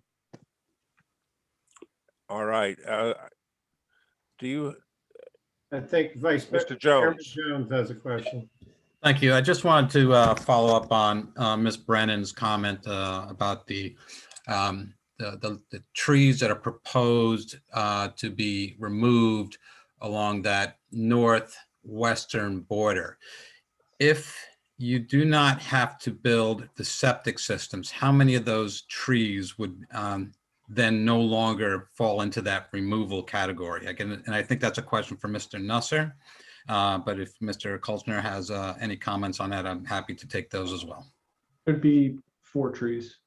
So 54 would go back into inventory. 4. There'd be 4 trees. Sorry, 4 would go back into inventory. Okay, thank you. I'd like to ask a question of Mr. Parisi, if he's still on. Would you be willing to listen to the past hour and a half all over again and get a landscaping architect professional to resolve the open questions about where trees will remain, where trees will be replanted, what trees will be removed and not replaced, how we will protect during construction, and bring that as fresh testimony at the next meeting? Absolutely. I have to eventually do that anyway, so the timing's now, that's an easy request. Yes. Then I think we are done with the issue of trees. Unless anyone raises their hand. Sorry, Mr. Chair, I see one other, Mr. Yes, Galvanakis. yes, one other person from the public, Mr. Giannakis. Mr. Giannakis, please go ahead. Thank you. This is Gary Giannakis, Sterling, New Jersey. This is kind of a follow-up question to clarify what Mr. Jones and Mr. Nusser were talking about with regards to the northern area and potentially saving some of the trees that might be there. And I'm trying to understand if it was just in that area where Delaware currently goes through, or was it the total top end of that where the one lot 1, I guess, borders Chestnut Run? Now, just Mr. Nusser, if I could quickly just jump in. My question was on the northwestern edge. So if you go along Division Ave, it would be on the northern side of the property, and then it would be just along the western edge that kind of parallels Skyview Terrace. Oh, far left side, is that where you're talking about? Yeah. You're talking. This picture would be bottom left. You're talking here? Yes, sir. Yes, sir. And then, sorry, name, too many names here. Giannakis. Mr. Giannakis. You could just call me Gary. Certainly. Your concern is in the same area? No, that's what I wasn't quite sure, which area Mr. Jones was talking about and which area you were talking about. It doesn't sound like it was the area that I was looking at. I'm looking at the area where the road that doesn't go through now has some trees very close to the road, and it looked like they were X'd out, and I'm sure they're not the only trees in that area. And if there were any significance to that, that area keeping any of those trees, if the road didn't go through, how that would help. I don't know that the road not going through would make a difference to how we would maintain trees or remove trees. Well, wouldn't the homes then be able to be positioned differently on the properties themselves and then maybe keep more buffer of the large trees? It depends on I guess how the site would be laid out without seeing that. Just noting how we are collecting stormwater for the site. I don't know that there would So be. it was it was or was not ever explored? What was and was Mr. not. Giannakis, I think your question would require an entirely different application that did not have the proposed streets in it, which would make access pretty difficult. How would access be difficult if it was accessed from one side and only one side? Well, again, I think Well, we did this. Sorry, are you asking a question about redesigning the site so that Delaware Avenue is not continuously through? In combination with the testimony about the trees, yes, I am. That's not what the application is about. Yeah, Gary, I'm afraid you're going to have to stick with the application as presented, which includes having the street go through and having a new side street built as a part of the development. Even if it was to the detriment of the trees that are bordering the property there. Well, if you would like to present an alternative proposal, and if you can get a planner to testify as an expert as to how an alternative could be developed, you're welcome to do that later on in the hearing. But right now, we are dealing with the application in front of us. I understand. Thank you. And Mr. Chair, I'll just finish with this one last question. I just want to clarify with Mr. Nusser. I'm talking about lot 5, it looks like, and lot 6, and even lot 4. So those 3 properties, if you did not have to put a septic system in, how many of the marked trees would no longer be marked for removal? Because I count about 6, 7 trees in that area, that maybe 8 trees on all 3 of those properties. It's these 4 trees here that are impacted by the septic. So the 4 closest to the corner. Yep. These are because of the house. Yep. Not because of the septic. Thank you. Thank you for that clarity. At this point, we're going to terminate the discussion of trees. And Mr. Vitale, who's next? After the break. We're going to move on to our traffic expert, Doug Flickney. Okay, let's take a 5-minute break. Be back at 9:08. Thank you, Mr. Chair. All right, Mr. Chairman, we are recording. Okay, the meeting is called back to order, Counselor. Thank you, Mr. Chairman. The next witness is Douglas Palicki, P-O-L-Y-N-I-A-K. He's from Dolan and Dean, traffic study expert. Mr. Palicki, can you first, can you swear in the witness, please, Yolanda? Yes. My video is off. Okay, can you please raise your right hand? Do you swear that the testimony you're about to give with regard to this application will be the truth, so help you God? I do. Thank you. Please state your name for the record and spell your last name. Sure. Douglas Poliniak, P-O-L-Y-N-I-A-K. Thank you. Mr. Palicki, can you please provide the board with your professional educational background? Sure. I'm a graduate of Lehigh University in Bethlehem, Pennsylvania, with a Bachelor's of Science in Civil Engineering. I received that degree in 1998. Since that time, I've been working in the field of traffic engineering. I'm a licensed engineer in the state of New Jersey and have been so for about the last 17 years. Worked on all sorts of traffic projects, residential, retail, industrial. I've testified before approximately 90 to 100 municipal boards in the state of New Jersey, and I was before the Long Hill board, the zoning board, I think, towards the end of last year. Can you describe your role as a traffic engineer and the involvement with this applicant presently before the board?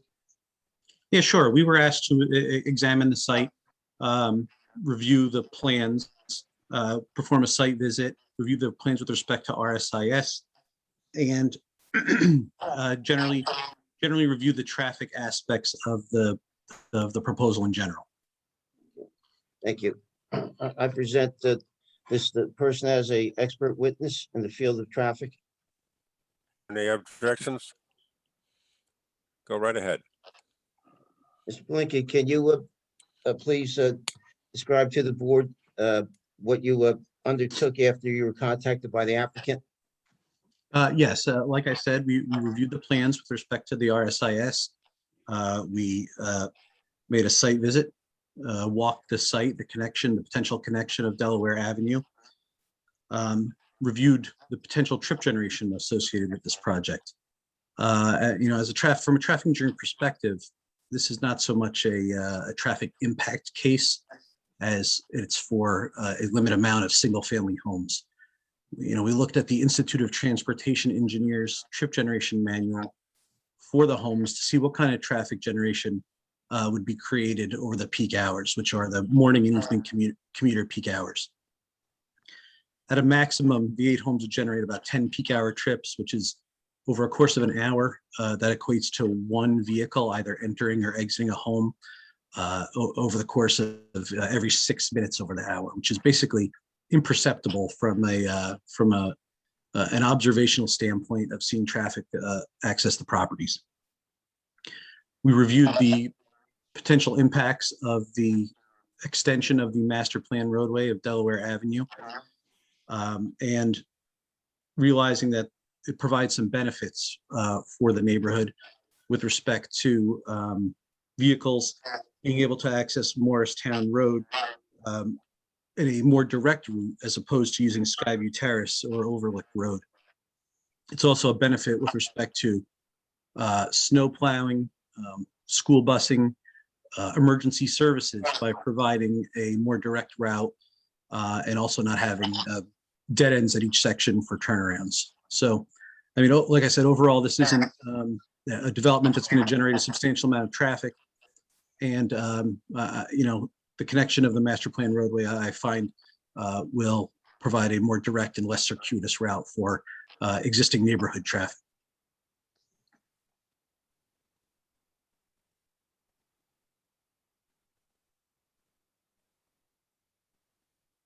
Anything else from you, sir? Otherwise, I'll start asking questions. No, I believe that's it. The concern at our first hearing from some of the neighbors on Delaware Avenue was that this missing link would create an express route for traffic between Morristown Road, passing over Delaware Avenue and down to the lake and up Chestnut to connect to Central Avenue in Sterling. And that this would increase the amount of traffic in the residential neighborhood on Delaware Avenue. Do you have any observations about whether or not that is likely to happen? Like I said, I don't necessarily anticipate a substantial increase. Yes, the connection of Delaware Avenue would provide a quicker route, but there's also the possibility of that same traffic using Overlook and Skyview Terrace. So I think it just provides a more direct route, but another route nonetheless that's already provided.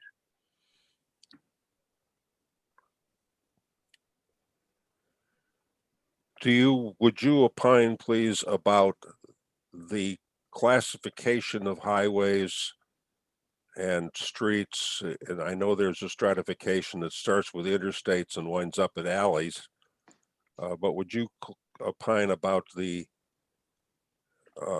street, what its classification is and what restrictions could be placed on traffic as a result? Generally, roadways are classified based on their daily traffic volumes. And in this case, this is more of a residential type neighborhood. Therefore, I think if you're speaking to restrictions, perhaps you're speaking to speed restrictions. If there was a concern for speeding for any reason, I assume if there was, I don't think this project is going to increase speeding. If it's occurring in the neighborhood, then that's an existing condition. But there are traffic calming measures that could be implemented if that was a concern. traffic calming has not been successful in this town, but I'm questioning more weight limit restrictions, no through traffic signs, matters of that sort that would remove the possibility of additional traffic coming in from one of the main arteries from Morristown Road and going to Central Avenue or vice versa. Yeah, and I mean, those are concerns or issues that could occur today, and it's outside of this applicant's ability to sign public roadways that are off property. So, you know, the applicant could work with the governing body potentially to put some signage at other sides of Delaware, but it's not something that they could do as part of the project. But what is the traffic manuals, and you'll have to forgive me because I don't know exactly what it's called, but there must be state regulations that talk about the types of traffic which are expected on various classes of roadway. Yes and no. I think, and I understand the concern is that there would be, you know, larger vehicles or more vehicles traveling. But, you know, as a master plan roadway, it's something that was foreseen by the township. Signage could control that. But it's also signage that if it was an issue to be occurring now, would also need to be implemented without the scope of this project involved. So yeah, signage could prevent truck traffic if it's, you know, desired to not go through this neighborhood. But otherwise, you know, it's something that's kind of out of this applicant's hands when it comes to posting signage on Morristown Road. Now there is an alternate route between Morristown Road and Central Avenue, and that involves Lower Overlook, Skyview, St. Joseph's, Maple, and Chestnut. And presumably, if anyone wanted to take a shortcut between those two roads today, they could do it over the path I just listed, and I'm not going to list it again. Have you looked at traffic on that alternate shortcut route as a proxy for what might happen on Delaware? We have not quantified that volume. I mean, I have been to the site. The principal of our company, Gary Dean, had also been to the site. In my personal observations, as expected, the neighborhood's relatively low volume travel roadway. So, you know, if there was a relocation of traffic from that alternate route to Delaware, I didn't see any substantial amount of traffic currently using that route that would be relocated to that section. But I do not have a quantity of that. I did not quantify that volume. Liz, Mike, do you have questions? I have one question with regard to the RSIS standards as it would apply to Road A. Could you just opine upon the configuration of that roadway and how it may or may not meet the RSIS standard? The cul-de-sac bulb has been designed to meet the 40-foot radius that the RSIS requires. I think there's if I'm wrong, I believe it's a 24-foot cartway for two-way traffic, which can exceed some low intensity roadways of 20-foot cartway. Okay, thank you. I just have one question with regard to, you mentioned traffic mitigation measures. I know Chairman Sandow said it hasn't been successful in Long Hill, and I guess I'm curious as to what you would recommend. And then actually I'd be curious for Mr. Sandow as to what has not worked in Long Hill.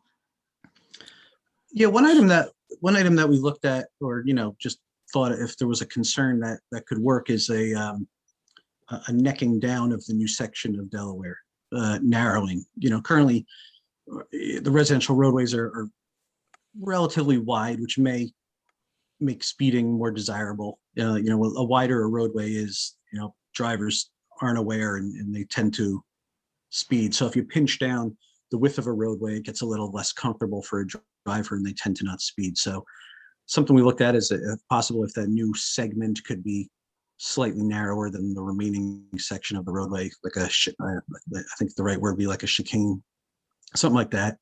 I mean, then you always have opportunities for speed humps or grooves in the roadway. However, those lend to certain issues with snow plowing and emergency access and those type of things. So it's kind of a balancing act as far as, you know, how bad the problem is and, you know, what we'd like to do to fix it. I mean, speed humps also create other issues like noise. If a larger vehicle is going over, it tends to rattle a car, slow them down to the point where they're in front of a residence more than you would want them to be. So I think out of those options, potentially a narrower section could prohibit some cut through, maybe reduce traffic speeds as well. Well, you would reduce it below 2 lanes? Oh, well, it'd still be a 2-lane roadway. And I'd have to look further at what kind of design it could be, but it maybe wouldn't be the width of the current Delaware. It would be slightly narrower. And what is the width of the current Delaware? That number I don't have. Deputy Mayor Ray, question for you. Yes. We used to have a speed bump at the entrance to Town Hall, and then that speed bump disappeared. Do you know why? No, I do not, Dennis. I thought that speed bump was very effective while it was there. It was there for 2 or 3 years, and then it suddenly and mysteriously disappeared. I don't know whether it was a snowplow issue or. Yeah. Yeah, it could have been, but I agree with you. It was effective there at that spot. But we have not installed speed bumps on residential streets. I know that we have talked about it. Even in my neighborhood, we had large meetings with police representatives, and no one liked the idea of a speed bump in their neighborhood. Just one thing, I'm looking at the site plan, which indicates that Delaware Avenue is 50 feet wide. That's a right of way. The right of way, okay. That's not the cartway. Oh, I see, okay. The cartway is probably about 2 lanes wide plus parking on one side. That's typically the way the newer residential streets are developed. Maybe somewhere about 30 feet, 20 to 30 feet. Would be what you would recommend, or the existing? I would imagine if it's 50-foot right of way with 2 lanes and parking, somewhere around approximately 30 feet. Okay. So then you would recommend 24 feet then, Doug? Yeah, I think, you know, you don't want to go much less than, 11-foot lanes. So, I'd say 22 at a minimum, but 24 maybe. Thank you. Something to look at, yeah. Although we have had speeding issues on, someone help me, Lackawanna, which is a fairly narrow street, but it's straight.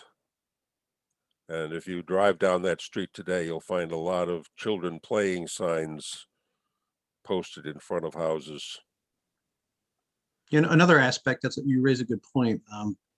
This portion of Delaware also has some curvature to it and some grade, so that also impacts a little bit of the traffic calming measure. One comment I just wanted to make, and maybe this turns into a question. I mean, did you look at any kind of the smart streetscape concept in regards to, we're trying to encourage biking and other modes of transportation. I worry that with the narrowness of the road, would that create potential safety problems for them biking through this area? Yeah, I mean, I haven't gotten into a full design of that. We were just bouncing around in case it became an issue. Because like I said, I don't necessarily know if it would be that large of an issue, but if there was, there's measures to assist in that. But yeah, I agree. Sidewalks and biking are important as well in a residential neighborhood. It's the concept of the pedestrian, the biking, the cars, and keeping some separation for safety. I agree. Mr. Chair, can I ask a question? Go ahead, David. Yeah, thank you for that. I think, the chicane idea is interesting. I'm not sure, there is curvature and stuff, but I would strongly encourage the applicant yourselves to come up with some suggestions as how this, and I appreciate Don's comment as well about smart streets and making it safe for pedestrians as well as cyclists. But my anticipation is I think this is a more direct, relatively straighter stretch of road compared to Skyline and stuff. So I wouldn't be surprised if more people use it than you anticipate. And I wouldn't be surprised if there is a little bit more speed than there is in the other areas because of the natural curvature of the roads up Skyline, etc. So one thing, just one quick question though, where does stop signs, I know it's outside the property boundary, but a stop sign Delaware and Skyline, Skyview, who has jurisdiction over that? How does one consider stop signs outside? Is that a municipality conversation? Is that something sponsored by the applicant? How do you go around? Well, currently Skyview is stop controlled at the intersection with Delaware. So there's a stop bar out there. But yeah, it's something that the municipality would govern. Yeah, there's a stop sign north, right, obviously, but nothing going east. Nothing on Delaware, no. Right. So would it be a natural consequence of this application for that consideration to be had? No. Well, No. similar to traffic signals, always stop conditions, if that's what you mean by putting stop signs on the other Delaware approaches. Mhm. The manual on uniform traffic control devices has warrants, and they recommend an engineering study for an always stop, just because it's a not common condition. And in reviewing a lot of those warrants, it's mostly with respect to volume. You have to have equal volumes on each of the roadways, and they have to reach certain levels over the course of an hour. And those volumes won't be reached in this neighborhood. It's a very low volume roadway. So I don't anticipate those warrants being met with respect to having an always stop. If it was looked at a stop being on a different approach, that could be something that could be looked at as well. I can tell you this about Long Hill Township. Stop signs and yield signs are only installed by ordinance. There are very, very few of them in residential neighborhoods. Typically, residential intersections do not have stop or yield signs unless there has been either a high volume of traffic or a traffic accident, and the police get on the township committee to install a stop sign or a yield sign. But typically, residential intersections are not signed. Well, mine does. I mean, my neighborhood does, and I had far less traffic than slowing down. Is there a sign at the intersection of Robin and Chestnut? Robin and Chestnut. No, there's a sign on Chestnut and High Street. Yes, that's that because that's the collector point for the entire neighborhood. So that doesn't surprise me. Or isn't this? I mean, the point is this something we can consider as an option at least? It's up to the township committee to pass an ordinance to install that sign. Which is fine. So is that something then just to put on the table for as a consideration? Well, as a builder, as a developer, I will volunteer to pay for the stop sign and the street. There's some lines that are needed. Crosswalk. I'm willing. I recommended that to my team in a meeting, and they said it's a little bit outside the box. It was a little bit outside our development. We'd have to get the ordinance passed through the town. So, however, if it's part of the condition of this getting approved, I think I live in the neighborhood.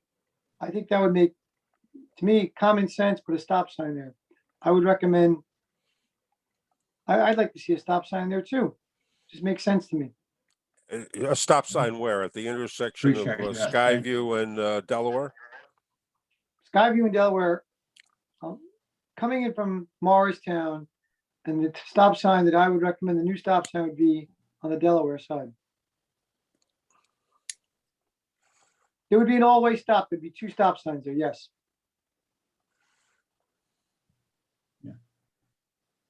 So thank you for that. Appreciate that comment. But in general, yeah, anything you could sort of go away further consider for traffic, should we say controls, maybe a strong word, but just some level of calming impact here, I think would be beneficial to everybody. I think a stop sign would certainly calm traffic and cut throughs. Thank you. Thank you, Dennis. Mr. Jones. Thank you, Mr. Chair. Mr. Polonek, can you tell me why you did not conduct a study of the traffic volume in that area? Absolutely. I mean, this is a 10 lot basically 8 single family homes, which, like I said, is basically a non-factor when it comes to any traffic impacts. So we didn't study the impacts of the additional traffic associated with the homes. Generally, the ITE, NJDOT say traffic studies are performed if you generate 100 peak hour trips at any particular intersection. And the site in general is doing 1/10 of that. So basically, if you see one vehicle every 6 minutes, it's almost imperceptible. No one's going to be in the vicinity to determine that low volume of traffic. With respect to the roadway operations, I mean, Delaware Avenue is a paper street, it's a master plan roadway that at some point, the municipality built an east section and a west section and just didn't meet in the middle. So the intention for that was to meet. So, between the level of volume anticipated from the site and the roadway itself, we just thought a little bit of overkill to go ahead and do extensive traffic counts. And I think that comment is more about focusing on Delaware Ave itself and the area of work where you're joining Delaware Ave on the east and the west side. But you still have a traffic volume or traffic flow that goes through Overlook down through Skyview back onto Delaware. So there would be a sample to understand exactly what kind of volume are we talking about. And my question there is, did you conduct a study there? If not, why did you not conduct a study of an active roadway that is active in that area that could give you a sample of what's happening? Well, the reason being is that, I mean, I've been to the site and at the time I was there was very few vehicles that I saw bypass, use Skyview and Overlook. And the connection of Delaware is actually a benefit to those neighbors by reducing the volume of traffic that will use Skyview and Overlook. Those homes won't experience the traffic bypassing them at this time. So, based on my, observations being out there and what the Delaware connection can provide, it didn't anticipate the need to study the volumes. It's the site's going to generate very few traffic volumes, have very little impact on off-site conditions, and we just thought that the Delaware Avenue connection, with it being a planned roadway, has benefits. So can you describe, that there's a railroad crossing there on Morristown Ave. Anyone traveling from north to south would use Delaware as a cut through to try and avoid the train stop or the stop traffic. Has that thought or plan come into consideration? Well, I assume a lot of that traffic will be the same traffic that's using the neighborhood today to avoid the train traffic. Well, there's only one spot that's Overlook. Once you commit to that, commit to Morristown and head in a southerly direction, there's nowhere for you to go. You've now committed to that railroad crossing. Right. Once Delaware is opened up, you can now decide whether or not you want to attempt to make a right onto Delaware Ave and travel west to avoid or eliminate that cross traffic, that railroad crossing. I mean, that's assuming that you're very familiar with the roadway network as well. Those would have to be residents in the area that are aware of the connection from Delaware to the westbound. Just a general, traveler through the neighborhood's not going to know that there's that ability to go through Delaware. Okay. Thank you, Mr. Chair. Thank you, Mr. Polniak. Are there any other questions from board members? I actually just have one question. How do you, I understand how the ITE manual works if you're looking at a new use that's coming to an area, but how do you quantify a new road? Meaning that, certainly you can sort of say, okay, there are only, 8 new single family homes and it's going to generate, this much traffic based on what we know about single family homes. But how would you quantify, or is there a way to quantify like driver's choice, meaning, that now there's an opportunity that people don't have and so that they may potentially use it? I mean, I've seen some old calculations on how to do driver's decisions based on speed limits and travel time and distance.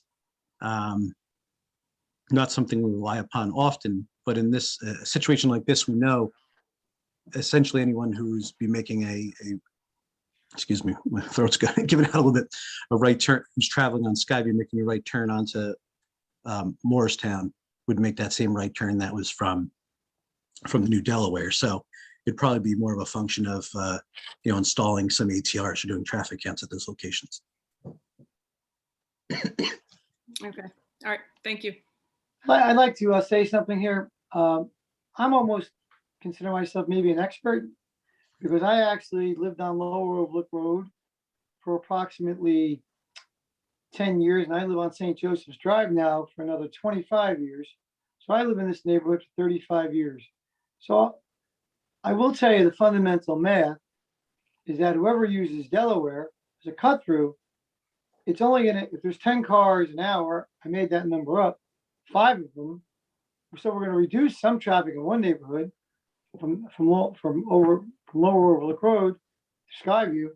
And it's only gonna be a traffic shift. They're gonna split the traffic load. So I don't see a problem here. If there's not someone cutting across to get to a mall, there's only locals that will know these back roads. And I don't see any difference of a problem if they drive down St. Joseph's or they drive down Delaware. So the 10 cars that drive through Lower Oak Road, down Skyview, maybe 5 of them go down there and 5 of them stay up here. The thruway is here already. So, and it is on the master plan. I'm kind of confused because we're not making a new thruway to get to a mall. We're not making a new thruway to get somewhere. It's such a major destination. And I thought it was very creative on the board member, because I'm pretty creative when I drive. But we're going to talk about when a train stops, and we're going to do a study on when there's 6 cars backed up, and then they're going to go, heck, I'm going to cut down Delaware. I guess that can happen, but that's going to happen maybe once a month. That's a pretty creative thought pattern to think about. That there's 6 cars, and there's got to be more than 1 car by the railroad tracks. Got to be at least 6 cars backed up, and that 6 cars going to go, heck, I'm cutting through. I'm not going to wait for a train. So I don't think that's going to cause any more traffic. And I do feel like I'm an expert because I live in this neighborhood 38 years. Mr. Poloniak, did you actually test this notion of a shortcut all the way through to the west, from Delaware to the lake and up Chestnut to Central? Did you actually drive that route? I have driven that route, yes. Because specifically for that reason. It occurs to me that the Chestnut, parallel to the lake running up to Central, is not very desirable. It's probably not 2 full lanes wide. And when you get to Central, you've got a hairpin turn, which takes you to the next railroad crossing, which is where the train will be by the time you get there. Would you like to opine on that? That's depending on the direction of that train. True. True. No, I mean, I very much agree with you. These are local roadways. The street was intended to connect. It creates another path for neighbors to get through the neighborhood. Like Mr. Parisi said, and like I said earlier, some will continue to use Overlook. Some will use the New Delaware. The New Delaware, like I said, has a grade change, a curvature as well. It's a matter of whether people are heading north or south when they get out of the neighborhood, of which way they're going to use, basically.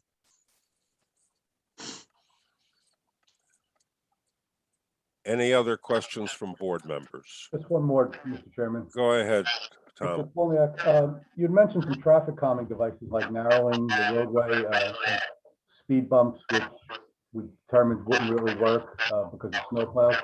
Have you ever had any experience using at grade changes in pavement materials at intersections or crosswalks? Like I've been to places where they use red brick pavers of a different texture, and it's all at grade, but it serves to let people know two things. There's a crosswalk intersection, and also the change in texture slows cars down. Is that something that could be considered there? It's another option. Yeah, anytime, it kind of works like almost like a decorative rumble strip to a certain effect. Yeah, I But think they use them. Westfield uses them at pretty big intersections. Just a thought. Yeah, I mean, it's stuff to make drivers a little more uncomfortable than just blowing through an intersection. So, there's a lot of options. But I think as Mr. Parisi was saying earlier, I think the greatest of those that deters convenience is in fact the stop sign. Stop sign, right? Okay, thank you. Any other members of the board? We still have about 25 members of the public on board, and I see two of them have their hands raised. Yes, we have 3 individuals with hands raised. Again, 3 individuals with hands raised. 4 now, so at 5. Okay, here come the questions. So we're starting again with Martin Allen. Mr. Allen? Yes, Mr. Polniak, how are you doing tonight? Very well. So you studied the impact of the generation of 8 homes. We have in Chestnut Run, Mr. Chairman, I think someone's feedbacking or something. I don't know whether it's the applicant again. It's kind of he just turned it off, Mr. Parisi. Okay. For some reason he's good. So anyhow, Mr. Polniak, we have 33 3-bedroom homes, and we have, I think, approximately 6 COA units of multi-bedroom homes that are on the western side of Delaware, where the cutoff is on this side. Would you agree with my statement that those homes would now utilize the cut through to go straight to Delaware if they were going to either the lake or to the downtown area on the other side? Yes, if you were located on Delaware Avenue to the east of this project and wanted to head west, yes, you would use Delaware Avenue. So you would no longer go out to Morristown and go up to Overlook and down Skyview to Delaware, or go down to Valley. You would cut straight through. Yes, that'd be the path of least resistance. Correct. Okay. So what kind of impact generation of those 40 homes would have to the people, either the new homes or to the homes on the other side of Delaware? Well, I don't think very much, because I mean, you yourself just said some people would use Overlook and head down to Skyview. So those vehicles are actually doing that. So you may have a couple that chose to opt to go to Valley and then go through Delaware. So it's a portion of the homes, but like I said, that's a small development too. 33 or 39 units, generates not a lot of peak hour traffic. And if people are dispersed north, south, east, west, I mean, you're looking at another handful of trips bypassing the site and headed further down Delaware. Okay, now on the west end of Delaware, you have Baker Street, which is a dead end on Delaware. You have Sterling Street, which is a dead end on Delaware. You have Country Lane, which is dead end on Delaware. I think probably we're talking multiples of the number of homes that I have here on our side of Delaware. They would now choose, if you agree with me, they would now choose to go through to Morristown Road rather than going further west and around, either up or around the other way. Wouldn't you agree that that would be the logical traffic pattern? Yeah, I mean, I don't think there's any secret that the connection to Delaware Road is going to change some of the traffic patterns in the area. that's the intention of the roadway. That's probably why it was designed and existed as such. No, Mr. Polnick, I respect your expertise. I'm just asking this more for the benefit of the board than for you. And I understand where you're coming from. It's a paper street. It was in the plan and it's there. But just so the board understands and members of the public understand that those people in Chestnut Run, the 33 homes, that small development that's now on one side of Delaware, is now going to have the increased traffic from the couple of hundred homes or 100 some odd homes. I don't know how many homes there are, so I didn't count them. Maybe you did, that are on the western side of Delaware, plus Sterling, Country Lane, Baker Street on that end. So all the homes in Chestnut Run will now have that increased traffic that they don't have anymore, because the only people coming into Delaware from Morristown are going into Chestnut Run, the Chestnut Run development of 33 plus 4 or 5 or 6 COA homes, correct? Yes, there will be an increase in traffic. Okay. Do you know what the speed limit is on Long Hill Road or on Valley Road? I don't. Okay. I presume that the speed limit on Delaware is 25 miles an hour, correct? Correct. Would you, as a traffic expert, agree with the statement that when you have 3 parallel roads that run the same length and go to the same locations, that those 3 parallel roads traffic patterns would dictate a driver would possibly think that he could drive at the same speed that he could on the 2 other roads that are parallel? No, I wouldn't say that. Okay. Let me ask you another question about the cartway. I know we discussed the cartway before. Did you measure the difference between the cartway on the eastern end of Delaware with the western end of Delaware? I did not perform a physical measurement. I did not. Would it surprise you that the cartway on the eastern end of Delaware is shorter than Not at the all. western end? Not at all. No, I observed that as well. I would assume so. Without taking a measurement, it seemed as such.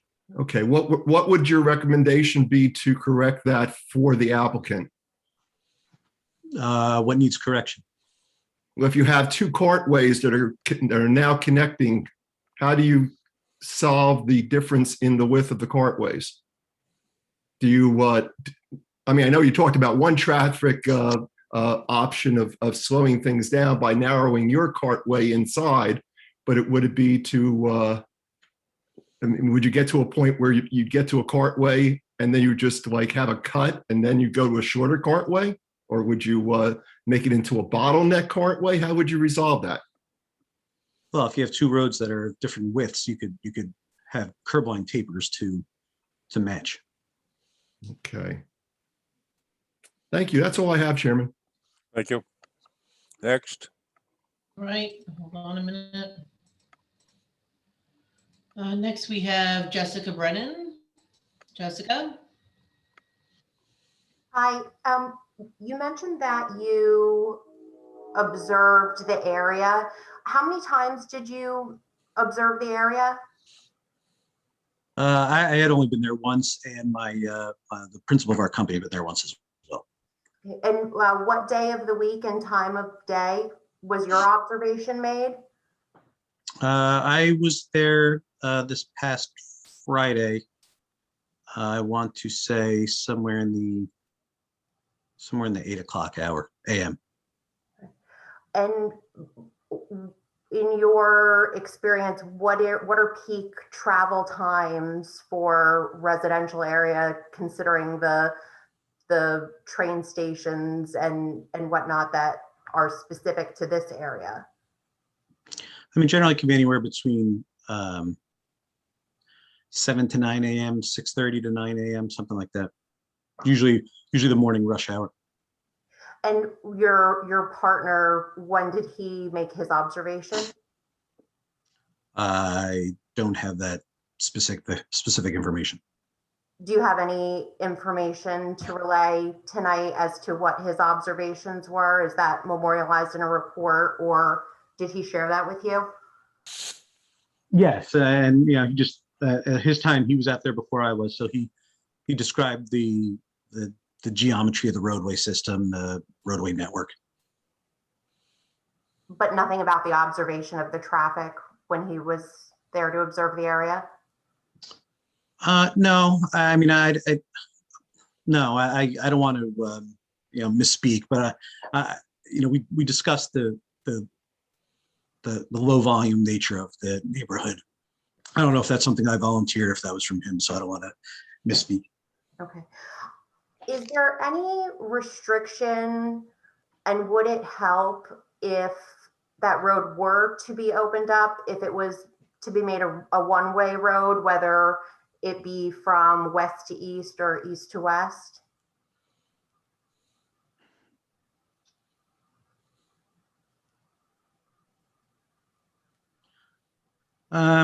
I mean, it's something that can be looked at. I don't necessarily see the benefit of doing that. I mean, if you're going to open up a public residential roadway. Well, if the concern is through traffic and making this a cut through, I mean, really from Morristown Road, I would think that that's the heavier traveled area. Wouldn't making this a one-way street from west to east negate that issue? I mean, certainly would if that were an issue. I just don't foresee that being an issue of that extent. And what's that based on? The experience of being out there and how the roadways currently operate, Lower Overlook and Skyview Terrace. Just the feel as I was out there at the 8 o'clock hour when there is potential for rush hour traffic, and there just wasn't a lot of traffic out there, even along Morristown Road when I was out there. I didn't observe it to be substantially busy at the time I was there. Excuse me, if it's a condition of approval and the township passed an ordinance, they wanted a one-way street, I'm willing to put the signage. There is some extra cost as the developer, but if that's what the town wants, they recommend it, and they feel that that will control some traffic flow on one way, east or west, I think that's if that's what the town wants, I could abide by that.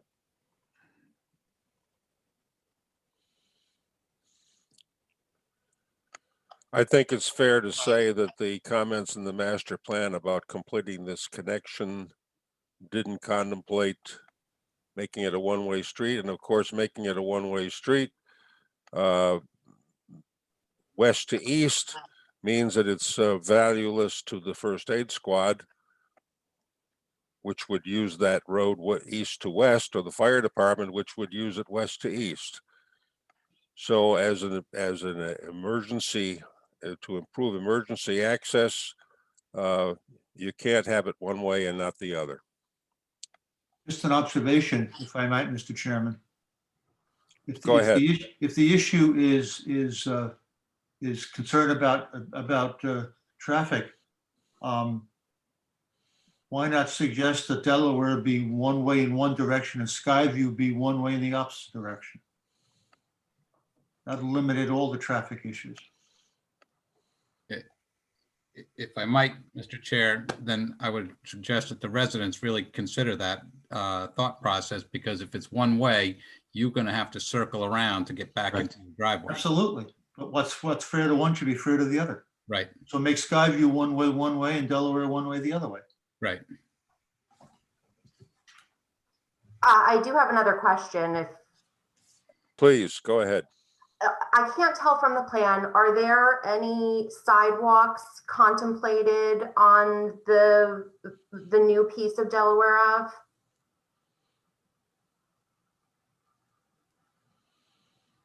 Yes, and I'll ask Mr. Nusser to correct me if I'm wrong, but I believe that we're proposing sidewalk along the southern portion of Delaware.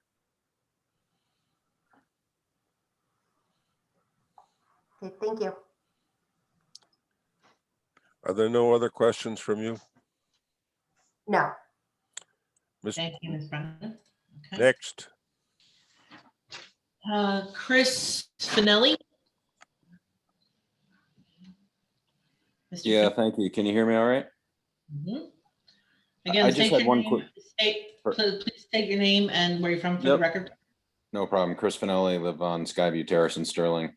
I just had one quick question based on the commentary of minimal traffic and when it was conducted. I'm just wondering what the current pandemic environment has in terms of an impact on this. I can tell you, Yeah. I used to commute every day and I haven't left my house during commuting hours in the last 12 months. So how do you factor that into the real world application of this when this would be opened up, and how can we be rest assured that, you know, that your viewing of this on a Friday during a pandemic is the same as it's going to be Friday 2 years from now? No, you're absolutely correct. I mean, there's obviously impacts caused by the pandemic, but you know, I think what's also important to note is that, and I can't speak for you or anyone else. I think times are going to change. I think traffic volumes, while they're lower than they, you know, have been, I don't think they're ever going to reach the volumes that we saw prior. I think between you know, telecommuting and online shopping, I think we're going to hit a new age of lower traffic volumes. So yes, I agree. The volumes that are out there now are certainly lower than they were, you know, prior to this all happening. You know, so there is a little increase in traffic, but I don't know if they're going to reach the volumes that we had prior. You know, and when I was out there were very low traffic volumes. So if you doubled the traffic that I saw out there, you know, it's still pretty low volume roadway from my perspective. Yeah, we've done counts, and at certain time periods we found volumes. You know, this was early in the pandemic when everyone was pretty much home. You know, half the traffic out there. But you know, volumes are coming back. Kids are coming back to school. So volumes are picking up a little bit, but I just don't know if they're ever going to reach that volume that we experienced prior. Well, there's been a 50% increase in the past week. Last week, there were 7 cars in the Gillette Station parking lot, and this morning there were 11. Yeah, it's gonna be a lot different moving forward. Do you have any more questions, Mr. Finelli? I don't. Thank you. Thank you, Mr. Finelli. Hold on. Next, we have Robert Gasselberti. Dr. Gasselberti. Mr. Gasselberti. Welcome back. Can you hear me? Yes, please state your name and where you're from for the record. Yes, my name is Dr. Gasselberti. I'm on 48 Delaware Avenue in Sterling. I have a couple of issues with the present plan. One, I've lived in this area for 25 years in Delaware, and I've seen Lower Overlook open. And Okay, may I remind you, sir, this is time for questions, not statements. We'll be done at the end of the day. My question is, it dovetails in with the previous gentleman about the traffic volume not being true, a true count given the COVID crisis. I feel as though that this traffic volume is going to be a lot coming through this street, because most people will use that east to west avenue when it's open, the connection, to travel across to Central Avenue to pick up their children, to run errands and so forth. And I think there's going to be much more traffic than you anticipate. So I want to know, what would the impact be if on the east side it was made a cul-de-sac? Is that possible? And what impact would that have on the east side with the new development going in, as well as the impact on the people in Chestnut Run? I'm going to interrupt that question because we earlier stated to another questioner that we're dealing with the application as it's been submitted, and cul-de-sac is a new matter. If you would like to bring in a traffic expert to testify to the value of a cul-de-sac versus the proposed arrangement, you're welcome to do that at the conclusion of the hearing. But right now, that's not an option for discussion. Is that something that the board can bring up, the planning board members? If you would like us to discuss that as your suggestion, comment at the end of the hearing, we'd be glad to consider it. But that's not a question that's relevant to this witness's testimony or the application right now. So if I understand that correctly, it is something that you can discuss with the board. We might, Concern. based on new testimony or based on public comment. And who would that new testimony come from? One of your. If you want to bring in a traffic expert to propose an alternative, that's your choice. Or you can just offer it as a civilian's comment at the end of the hearing. But right Okay. now, we're dealing with the questions on the testimony of this witness. All right. My other question is, was there, during your survey, did, I guess you noted on the west side where Chestnut Street is, it's very narrow there. Barely you can get 2 cars by. In your report, did you note how that would impact on 2 cars trying to pass at the same time if there's more traffic flowing through there? I mean, we didn't do any reports, but you know, it's an existing condition now. If there's a concern or an issue there, it's something that the governing body should, you know, look into. But just in my travels, I didn't have an issue when I was there. But it's I don't think it's anything that'll be exacerbated simply by proposing 8 houses and providing a cut through Delaware or connection to Delaware.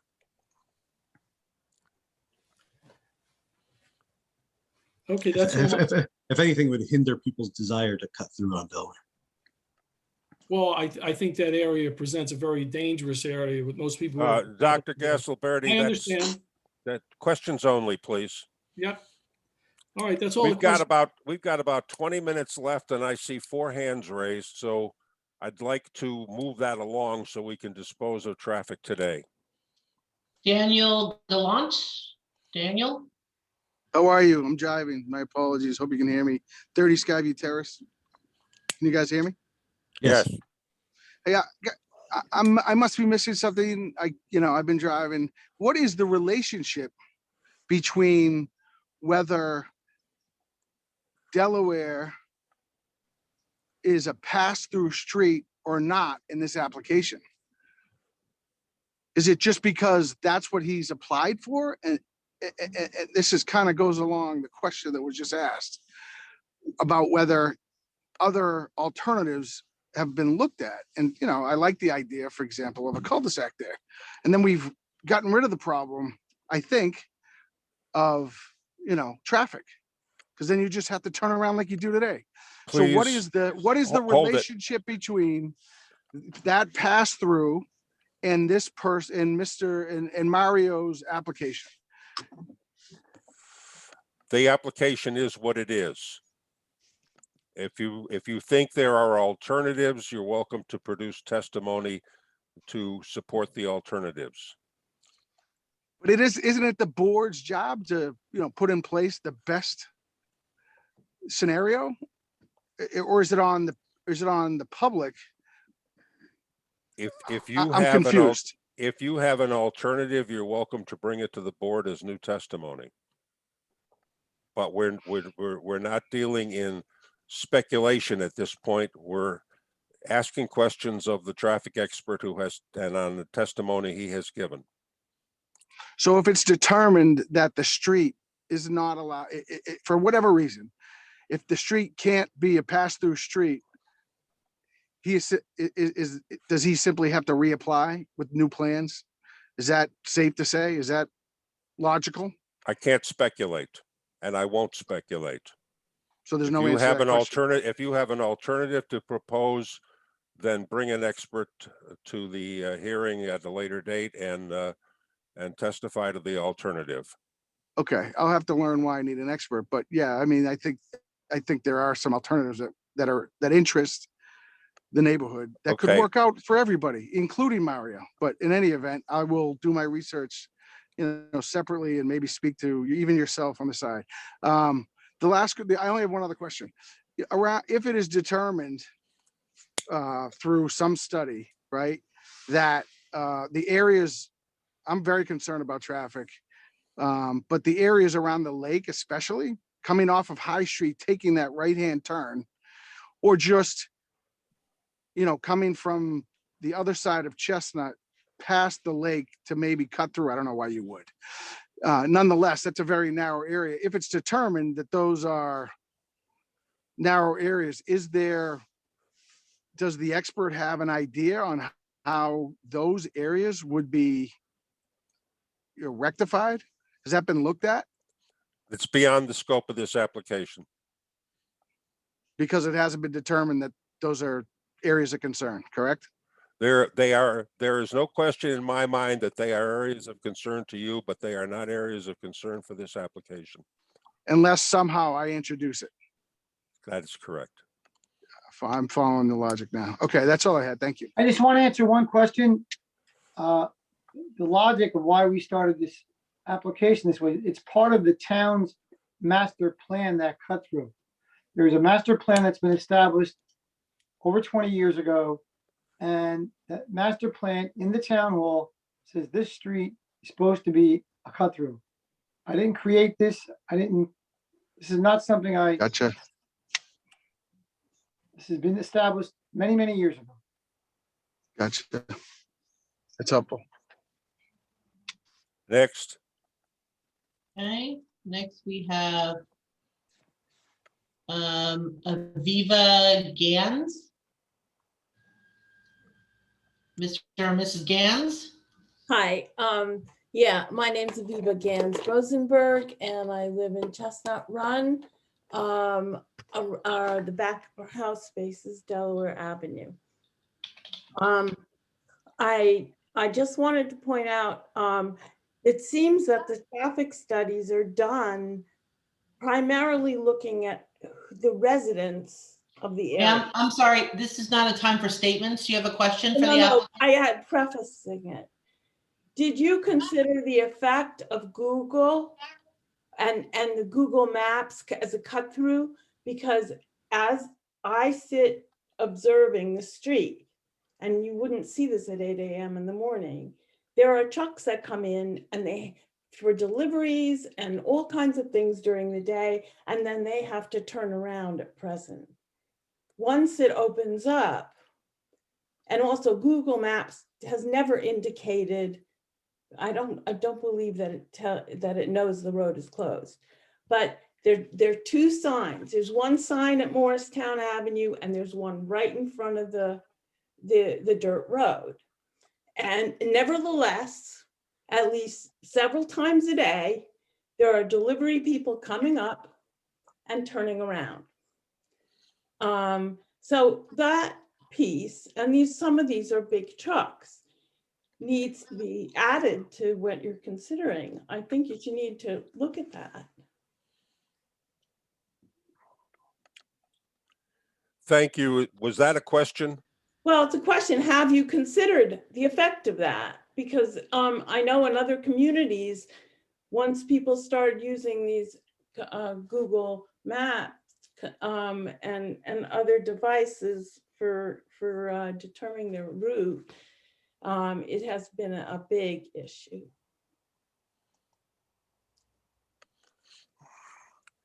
Mr. Poloniak, yes or no? Did you consider that? No, I did not consider. Okay, thank you. Thank you. Any other questions, Ms. Gans? No, thank you. Next. Okay. Next, we have Matthew Parisi. Mr. Parisi? Yes, can you hear me? Yes. Matthew Parisi, One Skyview. Actually, my neighbor Chris asked the question that I asked, and I lowered my hand. But the question was, when did you do, well, one of the questions was, when did you do the site visit? Because of the pandemic, there is a lot less traffic going on. I just know that living here. Do you have a question? Yeah, that was my question. When the Thank site- you. Any other questions, Mr. Parisi? Nope, that's it. Thank you. Okay, next we have Phil Mr. Phil, how about that? I'm not going to attempt that one. Phil? No problem. Hi, can you guys hear me? Yes. Please state your name and where you're from, please. Yes, my name is Phil DeFaglione. I live on Skyview Terrace. I am adjacent to the subject property and currently on their application. So obviously a big theme of tonight is the traffic calming measures that may have to be put in place. And I would say the efficacy of the traffic study that Mr. Polyak described. I have to admit, I'll get to my question. Give me a second. It seems to me the theme is, it's only 8 houses. It's not much of an effect. So my question is this. Again, the pandemic is a big factor on really getting a representative sample on this. But have you also factored in the school closures on Fridays? For instance, my kids, they are hybrid. They go to classes 2 days a week and they're home Fridays. So that significantly reduces traffic on Fridays.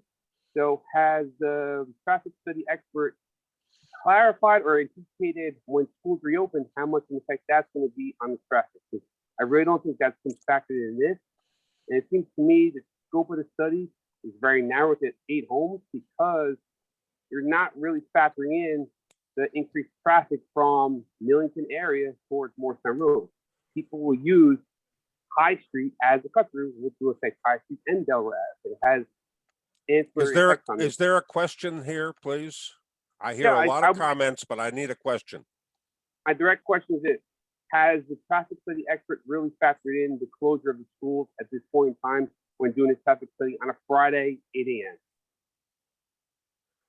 Yeah, well, I mean, as I said earlier, the pandemic certainly affects traffic volumes going through.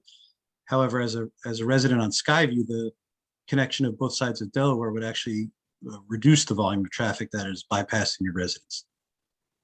I would agree with you, but I'm actually part of the neighborhood, and I'm actually looking at the whole neighborhood's interest. Do you have another question? Do you have another question? I would say another question would be this.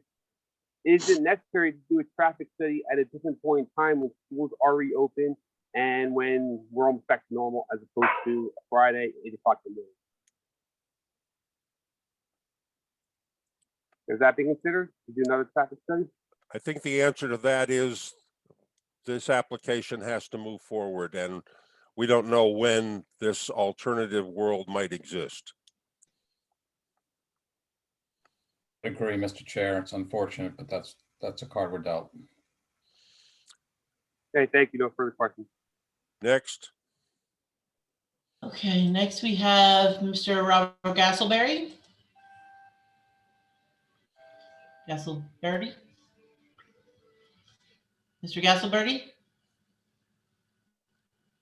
Unmute yourself. Hello? Yes. This is, I don't have any further questions. Oh, your hand was raised. Oh, I must have hit it inadvertently. Did Okay. we get to the comment section yet or not? Nope. Okay. Thank you. Next. William Estevez.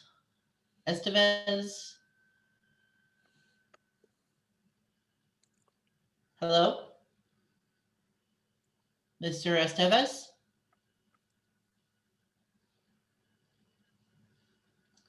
We can't hear you. Can you hear me now? Yes, now we can hear you.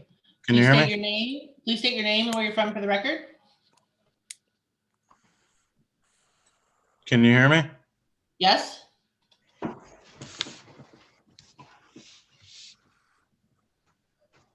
Hello? Can you hear me? Yeah. Hello? Yes, we can hear you.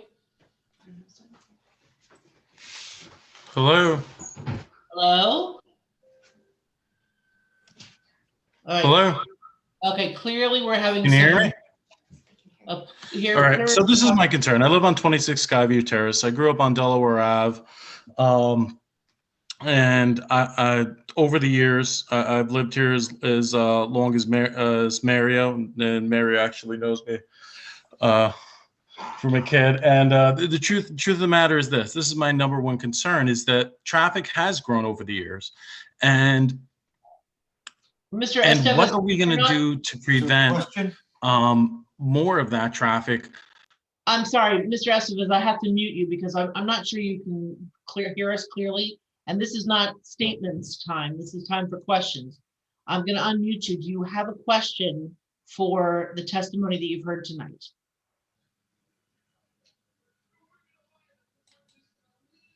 You can unmute yourself.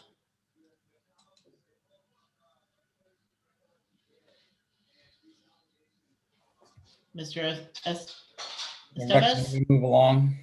Yep, okay. We're having some technical difficulties, I'm sorry to say. So we're going to have to move on. Matthew Parisi again. Dr. Gasselberti, your hand is still raised. Thank you. Mr. Parisi, do you have some more Yes, questions? there must be technical difficulty because my hand has been lowered. Okay, no more questions? We have no more questions from the public. Then we will end this portion, this questioning. And I believe we are finished with traffic for the night.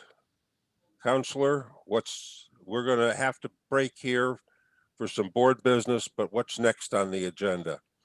Well, I imagine it would be the landscape architect and then our planner. Correct, Mario? Are we also going to bring the architect? Well, yes, I'm sorry, the architect and the landscape architect, then the planner. We were going to bring in the architect tonight, but we ran out of time. I don't mean to help you with the sequence, but we'd like to hear from the planner as soon as we can.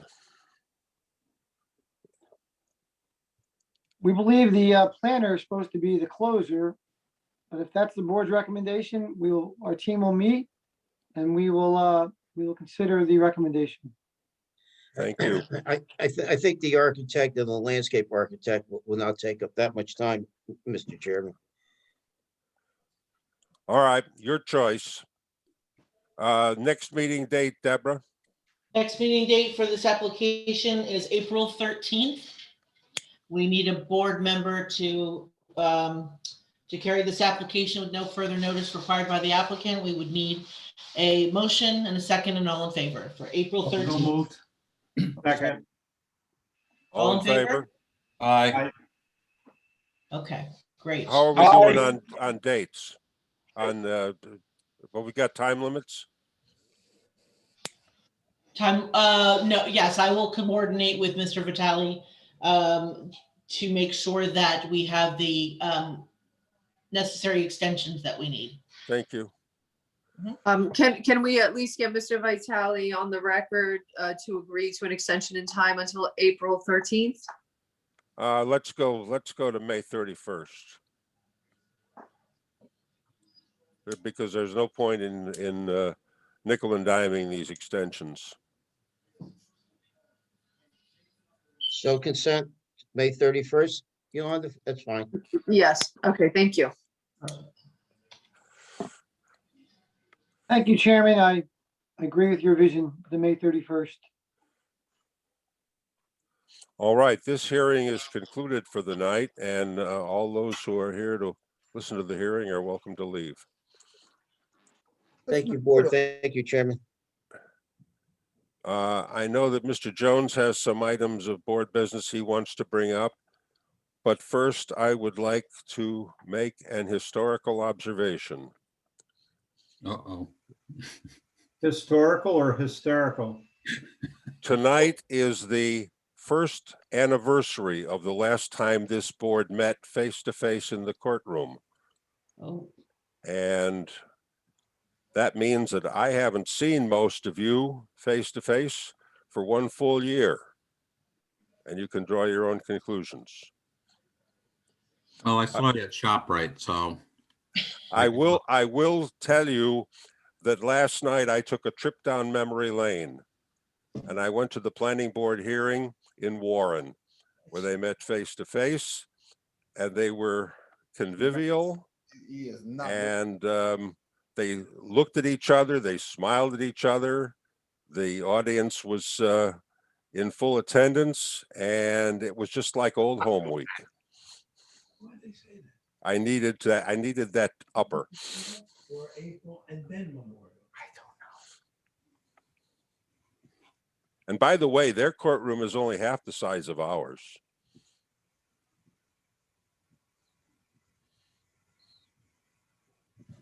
Okay, can we move on? And the Go ahead, point Mr. is, Jones. All right. Do you have any idea or thought around the master plan and how you're taking that forward that you can share with us? I have submitted a budget request to the town administrator, and how we proceed, the speed at which we proceed, and the shape of the end product will depend on how much money we are able to get from the budget. As you know, the master plan has been spending money on consultants for 6.5 years, and I don't know what the tolerance of pain is at the Township Committee. We will find out as the budget process moves along. In the meantime, I don't want to encourage any discussion about the master plan elements or about the scope of the master plan until we find out just what we have to work with. We have no date as to when we're going to get feedback or on that? Well, the reason why I'm asking is, you know, I've put together a book of work of stuff that we learned from some of our other applications, and we're probably going to learn some stuff from the series of applications coming forward that where we may have to address ordinances in one way, shape, or form. So I'm trying to understand that timeline. It's going to be something that we tackle first half of this year, or are we diving into next year, and understand the dependencies? All I can tell you is that the budget proposal was exhaustive, and it talked about the SOP, it talked about the ordinance review, it talked about the master plan.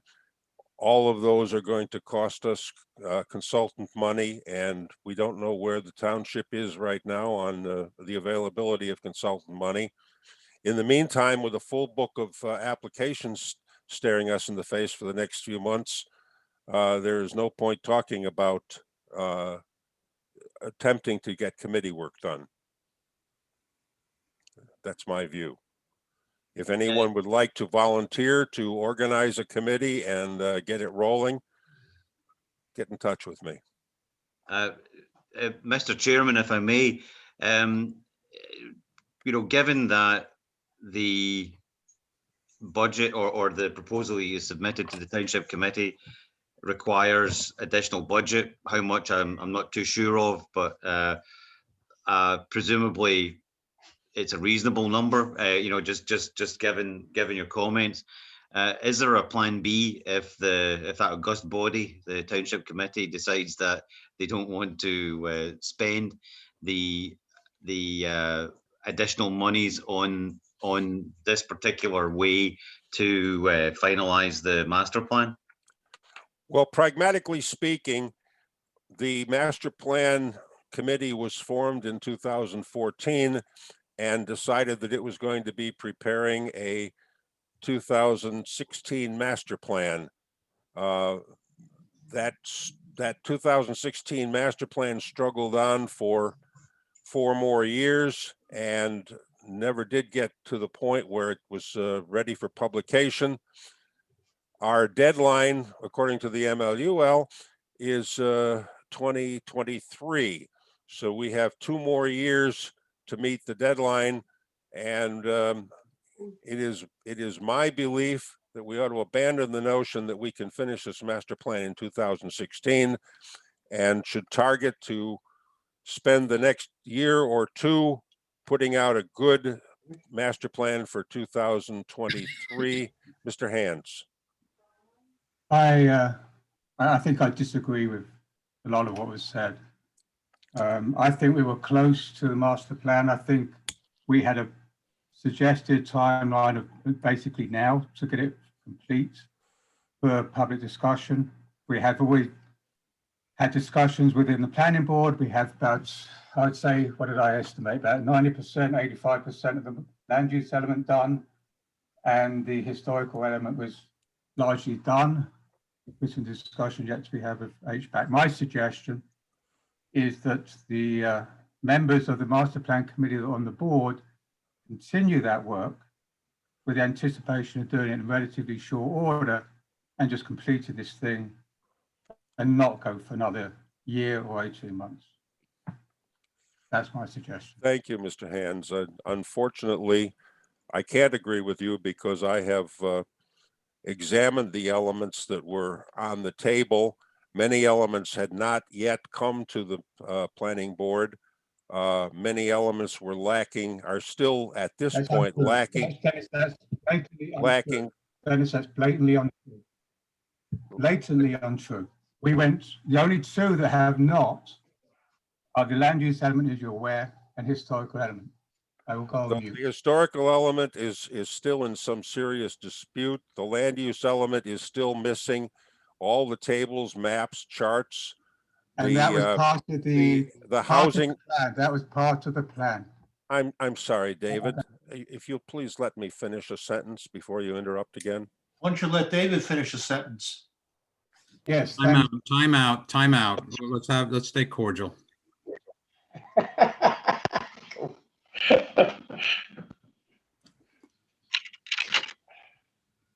There's a great deal of work to be done in my estimation, and I have calculated some numbers which I passed on to the Township Committee for the budget, and I'm willing to stick with them. If the members of the Master Plan Committee would like to meet with me, I'd be glad to go over it, but I'm going to do that as a committee. I'm not going to do that here. Dennis, if I may, there's a we know topology was hired last year at some considerable cost, and so far I haven't, or I think there are many of us on the board who haven't really seen the work product from them, and so one consideration or one proposal I would make, actually one proposal I would make is that maybe we get topology to provide us some kind of presentation where they basically tell us in their estimation where they are right now and what they've done, and then they give us a roadmap and a cost for the completion of, or in their estimation of the master plan. And the reason I'm curious about what they would actually provide to us in that presentation is that I know they've worked with David and said, well, we're actually quite close, and so that would be the kind of the cheapest and maybe the most expeditious way to get a finalized document. And I don't believe that I believe there are a number of us on this committee who haven't really we've kind of been looking at this from the sidelines, but we haven't actually got to grips with it. And so, I think whenever that would be one thing that I would like to see in order to make some kind of decision, given that the master plan is a planning board document. And so I think it would be in our best interest as a board to get the topology side of the story. We'll see your budget and your plan, and I think we can, equipped with the knowledge of both of those, we can then move forward as to how we would like to attack the master plan. And so the last thing I'll say is that I really would like to see it done quicker than 2023. Mr. Jones? Yeah, I've had some reservations or challenges with topology, but I don't think it comes at a cost to us for them to present. And I would be adamant about wanting to see a timeline, measurable milestones on when and how this is going to be delivered. That would be my absolute request, is to at least hear them out and then say, and I want to see the roadmap forward. I want to see, how do we get to the finished product, keeping in mind that they missed out on the county completing their master plan and didn't incorporate that.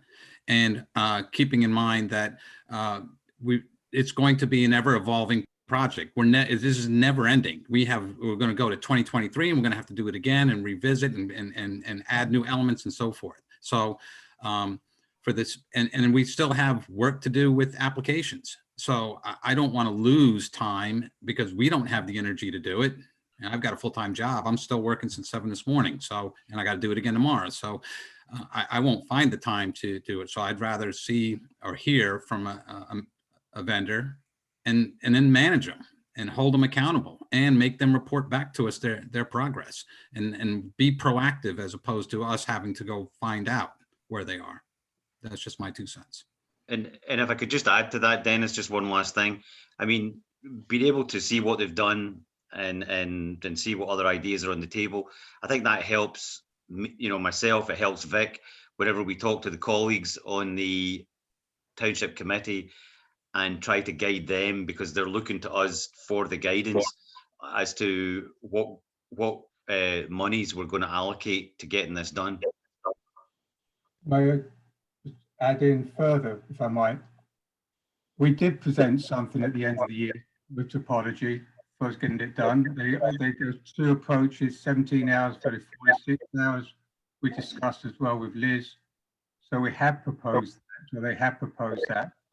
But certainly, if I need to reach out to them again and ask them to bring that proposal to the board and address any issues and questions that we have.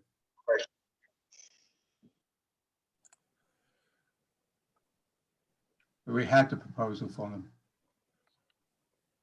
The only thing I'll say there is that it wasn't in the form, or the presentation wasn't in the form that Vice Chairman Jones laid out. I concur that I would like to see a much more detailed proposal with some performance metrics in there, so that we could determine for ourselves how near they are and how realistic the plan is that they've presented. I didn't see that in December. I'd be happy to do that if that's the board's request. Having participated, not so much in the past year, but having participated for many years prior with the Master Plan Committee, the one statement that comes to mind from the famous Winston Churchill is perfection being the enemy of progress. Right. We're trying to make this document is taking us over instead of us working the document and getting it to a form that we can use practically to help form ordinance going forward.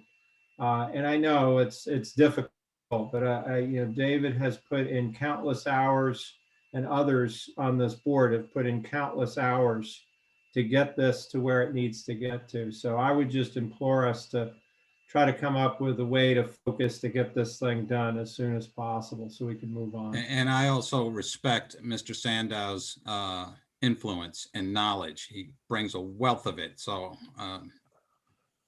I lose sight of that. My judgment on this matter is that the Master Plan Committee during 2020 did a fantastic job of resolving a lot of the issues that needed to be resolved. Not all, but there was a great deal of fine tuning done. And it is not my intention that any of that be thrown away. But what we are missing at this point is some fairly significant parts of the master plan. For example, we need, and I thank our attorney for this reminder, we need the permitted uses in every zone as a framework for updating the permitted and prohibited uses in the ordinance. Right now, we have permitted uses for the overlay zones and for Valley and for Myersville, but we have left it entirely unsaid what the permitted uses are in the other zones. we need some statements and some logic about accessory uses and conditional uses and how they are to be applied. We need to decide the extent of mapping, which has not been started, or tables, which haven't been tuned up in 5 years. These are all elemental tasks that need to be done, and I'm waiting to see just how much money we can expend on this, because quite frankly, some of it may have to be left behind. Mr. Jones. Yeah, I respect those comments, and I'm just looking around the table and who's got the energy to get all that across the line. And I think we need to push that onto a service provider to get that delivered to us. That's where I'm at. And thanks, Mr. Hand. If I might just interrupt again, yes, we had addressed permitted uses. Tables and maps, we've agreed on a number of maps. Accessory uses we have not addressed in detail. Agree on that. The Morris County Master Plan came out late after we've concluded last year, so no doubt there's some work to be done there. But the Morris County Master Plan, come on, let's face it, it doesn't say anything. It was a rehash of their 1975 plan, and it doesn't say anything except the last 2 pages of a very heavy document tell the towns what the towns have to do. But I didn't see any element of planning that specifically applied to Long Hill that was fungible to us. Okay. All right. Mr. Chairman, I don't know that. Okay, I don't have. Well, that. I'll send you. I send a copy out to everybody of the town of the county master plan. I think I'm being respectful in allowing you to finish your thought. You can let me finish mine. Okay, so I'm not that familiar with the county master plan, and the fact that and what you state may be true, and I appreciate that, and maybe that statement should have come out sooner, but the topology should have been on top of that to say, hey, there's nothing for us to be worried about. It is addressed and it's covered. That didn't happen, or at least it never made it to me. Fine, done. I'm looking at a project that you assigned me at the beginning of the year. I'm geared up and ready to go, but I can't go anywhere because I have to wait for the master plan to be done. That's not necessarily true. We were talking about ordinance corrections. Sorry, you're right. We were talking about ordinance corrections, and you did a very nice list of ordinance corrections. Some of those will have to wait for the master plan. Others can be addressed straight away. And I think I annotated which ones should wait and which ones could go forward. And you're welcome to start moving some of those elements forward if you'd like. Happy to do that. But respectfully, we are now 10 minutes over. More so just to finish this off, do we need to get topology to come back to the board with their updates and comments or suggestions for a conclusion plan? If so, happy to organize. You know, Dennis, I as I said before, I'd be happy to see that, and you know, certainly I have a plan for them that's fairly detailed, because you know that could be the path of least resistance. I'd like to at least be able to for this committee to road test it, and you know, and as I say, I think it's important information for Vic and I to take back to the Township Committee. Whenever they're thinking about the amount of money that they're going to allocate to this, you know, $40,000 is, you know, as we all know, was spent last year. I don't know that there's you know, great enthusiasm for spending much more. Well, I am not excited about the notion of having topology attempt to finish this, for the reason that topology has not shown an interest in understanding the town. They don't know the territory, and what they have been doing is dealing in generalities, vagueness, and I've seen it before from topology, and it is my judgment that they have not added value that is specific to the town. How about we let them speak for themselves?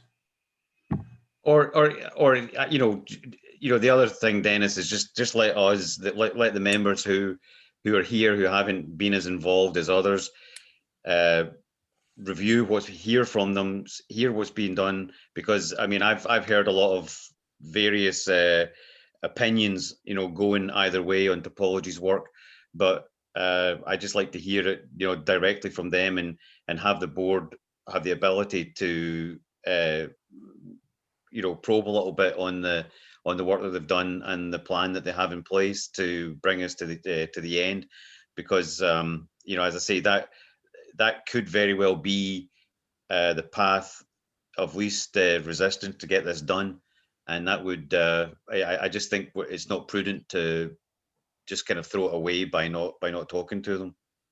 I'm not in the topology camp. You got another vendor, bring another vendor in, but I'm looking around this table. Can I make a request? I mean, and I agree, I think we should have them come in. I mean, we've invested a lot of money. Let's not lose that investment.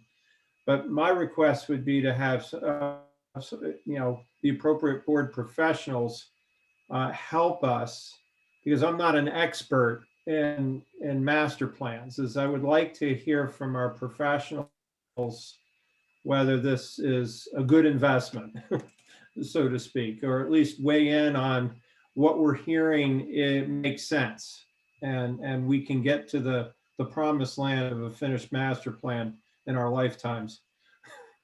I'm with you, Don. And we did have that discussion with Liz and topology towards the end of last year. So that's an easy discussion to continue. Please carry my comments to them, please. Thank you, sir. That's all I had, Mr. Chair. Thank you. Thank you, sir. Well, as you may have noticed, I'm not going to lead the band toward getting topology to make a presentation. But if there is essentially what it boils down to, I think, is a binary choice. We either bring topology back to make their case for why they spent so much money last year and produced so very little of use, or put it into the hands of the planning board and its professionals and get the job done in a finite amount of time, even though it probably won't be this year, simply because of the press of applications, the availability of board members, and the availability of our staff. But it's a fool me once situation, as far as I am concerned. Fair point.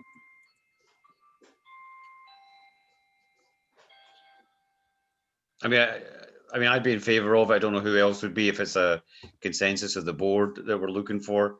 Maybe we want to get that before we finish and see what we can do. I have a question. I have a question for Yolanta. We are essentially going to be in the business of evaluating the work of a professional consultant. Okay. Can that be done in executive session? Because I'm afraid it's going to get fairly nasty, and I'm not entirely certain that it's in the best interest of the Township Committee or the board to air that discussion. Okay. Let me think about that, because we're not talking about an employee. We're talking about a consultant. And if it is not related, if the executive session is not related to contract negotiation, I don't see how we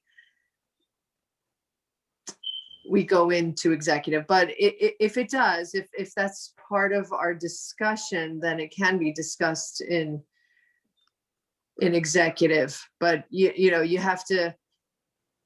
we have to talk about this offline, and you have to give me more detail about what you intend to discuss. I think that's well, so fundamentally, I think what Brendan is proposing is to ask the topology to qualify itself to extend their contract. Well, And sir, that's going to require some harsh questioning, the sort that we do when we evaluate all the consultant contracts on a triennial basis. okay, well, you do that in public. Those are not executive. Yes, they are. Yes, they are. Okay, well, but see, generally, if you're discussing somebody's contracts in executive, that individual is not there.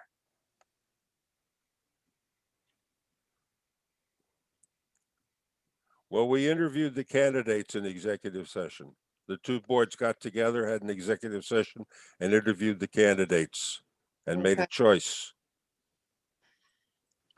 Okay, well, Recommend. I wasn't there as your professional. I was there as the interviewee, so I had nothing to say about that. But generally, when generally these things are not part of any exception, unless you are discussing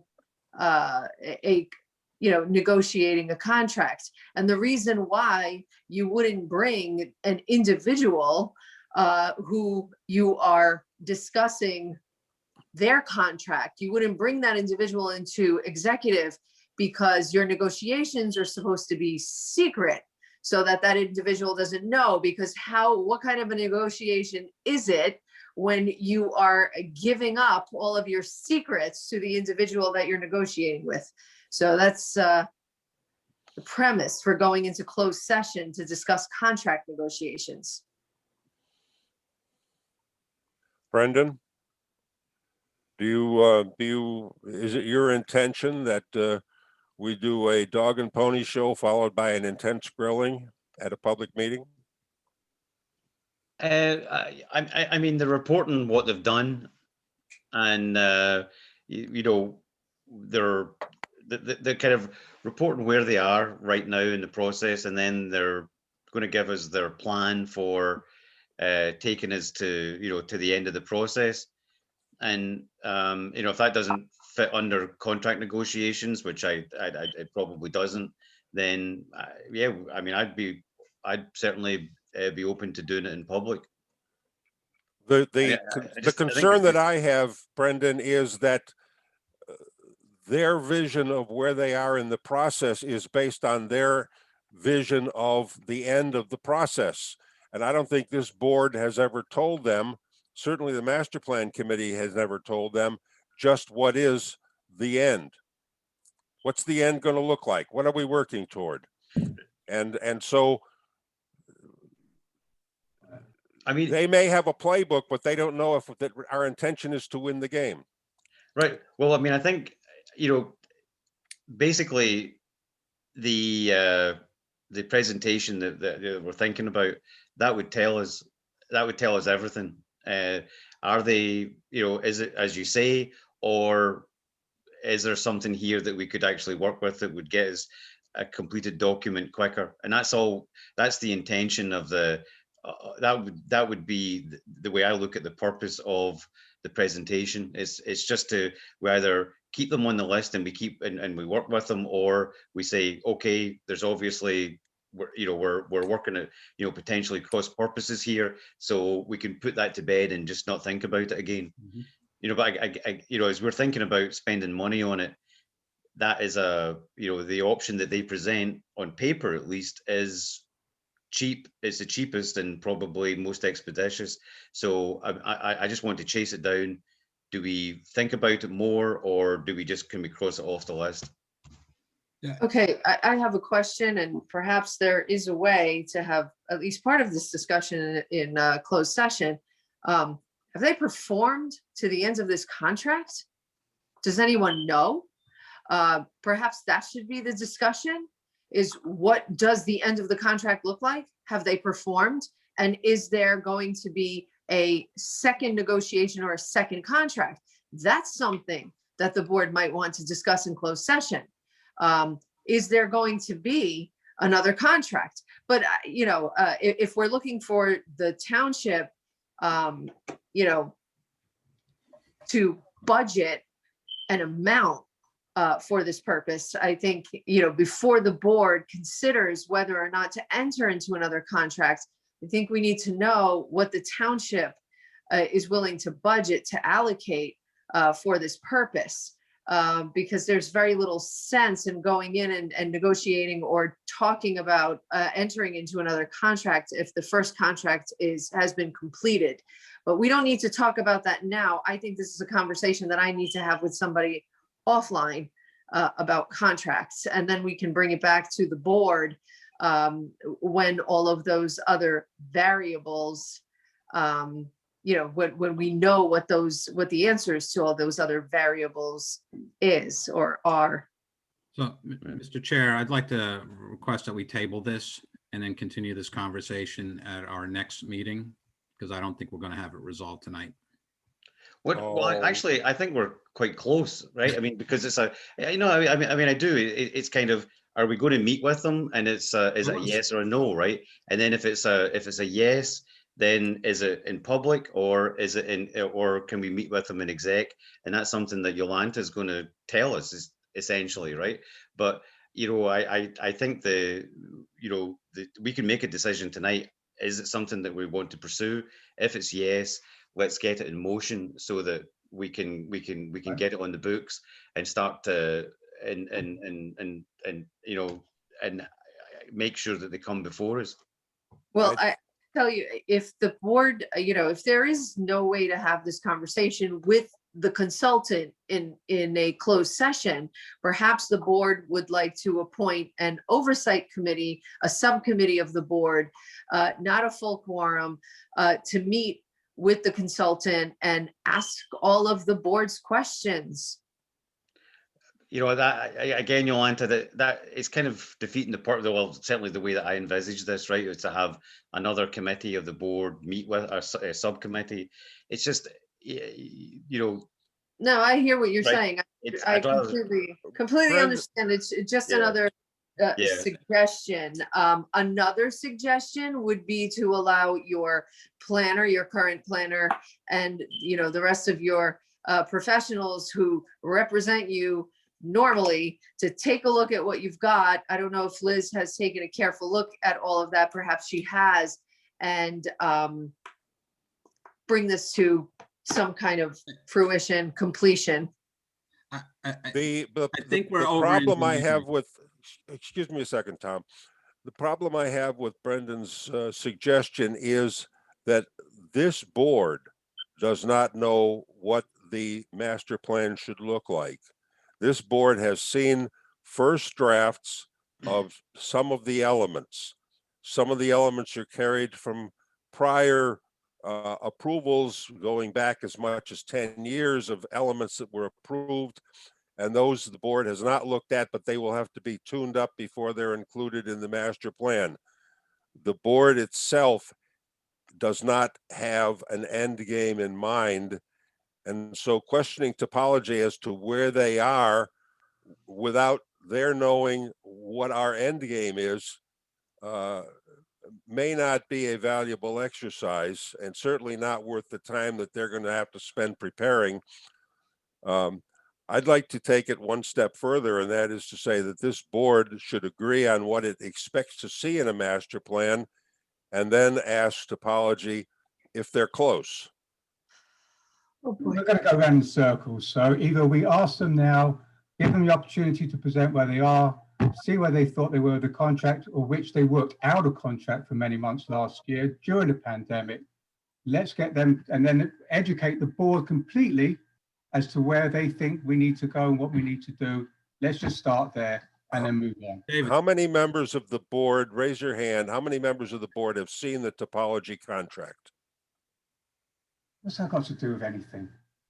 Well, because if they're going to tell us where they stand with the contract, the question is the master plan. It's to do the master plan. I'm happy to share the contract, or we've got the contract. I mean,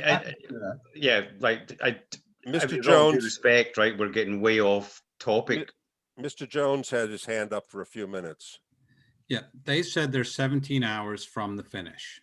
I'd like them to present on that 17 hours. My estimate is that we are 160 hours from the finish. Respectfully, Mr. Chair, they said they have 17 hours to finish. I want to see what that 17 hours looks like. What is it? All right, that's fair. I agree. And you know, Dennis, the other thing that you know, I think as Dawn said, you know, we have our own professionals to kind of guide us at least as to, okay, are we within 17 hours? Are we not? Is it you know, our professionals can give us a lot of guidance here. Yes, and I hate to rain on the parade because it appears at least that there might be more than 17 hours. And if they're going to be doing presentations and whatnot, add another 3 because they have to prepare. They're going to charge for it. They are not going to do this for free. Let me interrupt. They did two proposals, one for 17 hours, one for 46 hours. Happy to share that with the board. Can we just move? Can we? Yeah, I mean, I get it, right? But it's, you know, again, right, we're looking at, from our perspective, right, from the Township Committee perspective, we're trying to get a handle on how much it's going to cost us to complete this document. Right now, we have one plan and one estimate from Dennis. Now, as I say, we spent a substantial amount of money. The town spent a substantial amount of money last year, and the question is, what did that bring us, and how near are we to it if we allow topology to continue? And that's all I'm trying to get a handle on to bring back to the Township Committee. And so I think it makes perfect sense for them to come, tell us where they are and what this 17 hours or 46 hours, whatever it's going to be. But that's valuable information for us as a board to discuss, and then for Vic and I to take back to the Township Committee as we make the decision on whether on what route we're willing to fund. David, do you have a written estimate of what work is included in the 17 hours or 46 hours? I believe I do. You what? I do, yes. Would you please send those 2 estimates listing the work involved as well as the contracts to every member of the board? And then at the next meeting, which is the hearing, we've also got a meeting scheduled for Thursday of the same week to talk about New Jersey American Water, and we should have time at the end of that hearing to hear from topology. Okay. But at the next meeting, we can evaluate the contract and their 2 estimates and set them up for a presentation 2 days later. How's that sound to everybody? That sounds good, Dennis. That sounds good to me. Sounds good. Dennis, just remind me the date, that Thursday date again, please. The American Water hearing is Thursday, the 25th. the 25th. And that would, that should be fairly short. And so we can spend the rest of that meeting talking, listening to topology. But I think if they're going to prepare for a presentation, the board should see their estimates so that the board members can prepare as well. That's fine. Yep, got it. Ms. Still have a question? No, I have to go. I'm sorry, and I don't mean to sound like a jerk, but like, I don't care that I'm new here. It's a half hour past 10:30. So I'd like this to be an agenda item on another night, not tonight. Anything else in the way of business before we adjourn?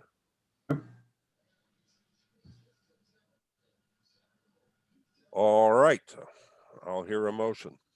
So moved. Second. Third. Good night. All in favor of adjourning? Aye, aye. Aye. Yes. Yeah. Good night, all. On and off. Good night. Night. Good night, everybody.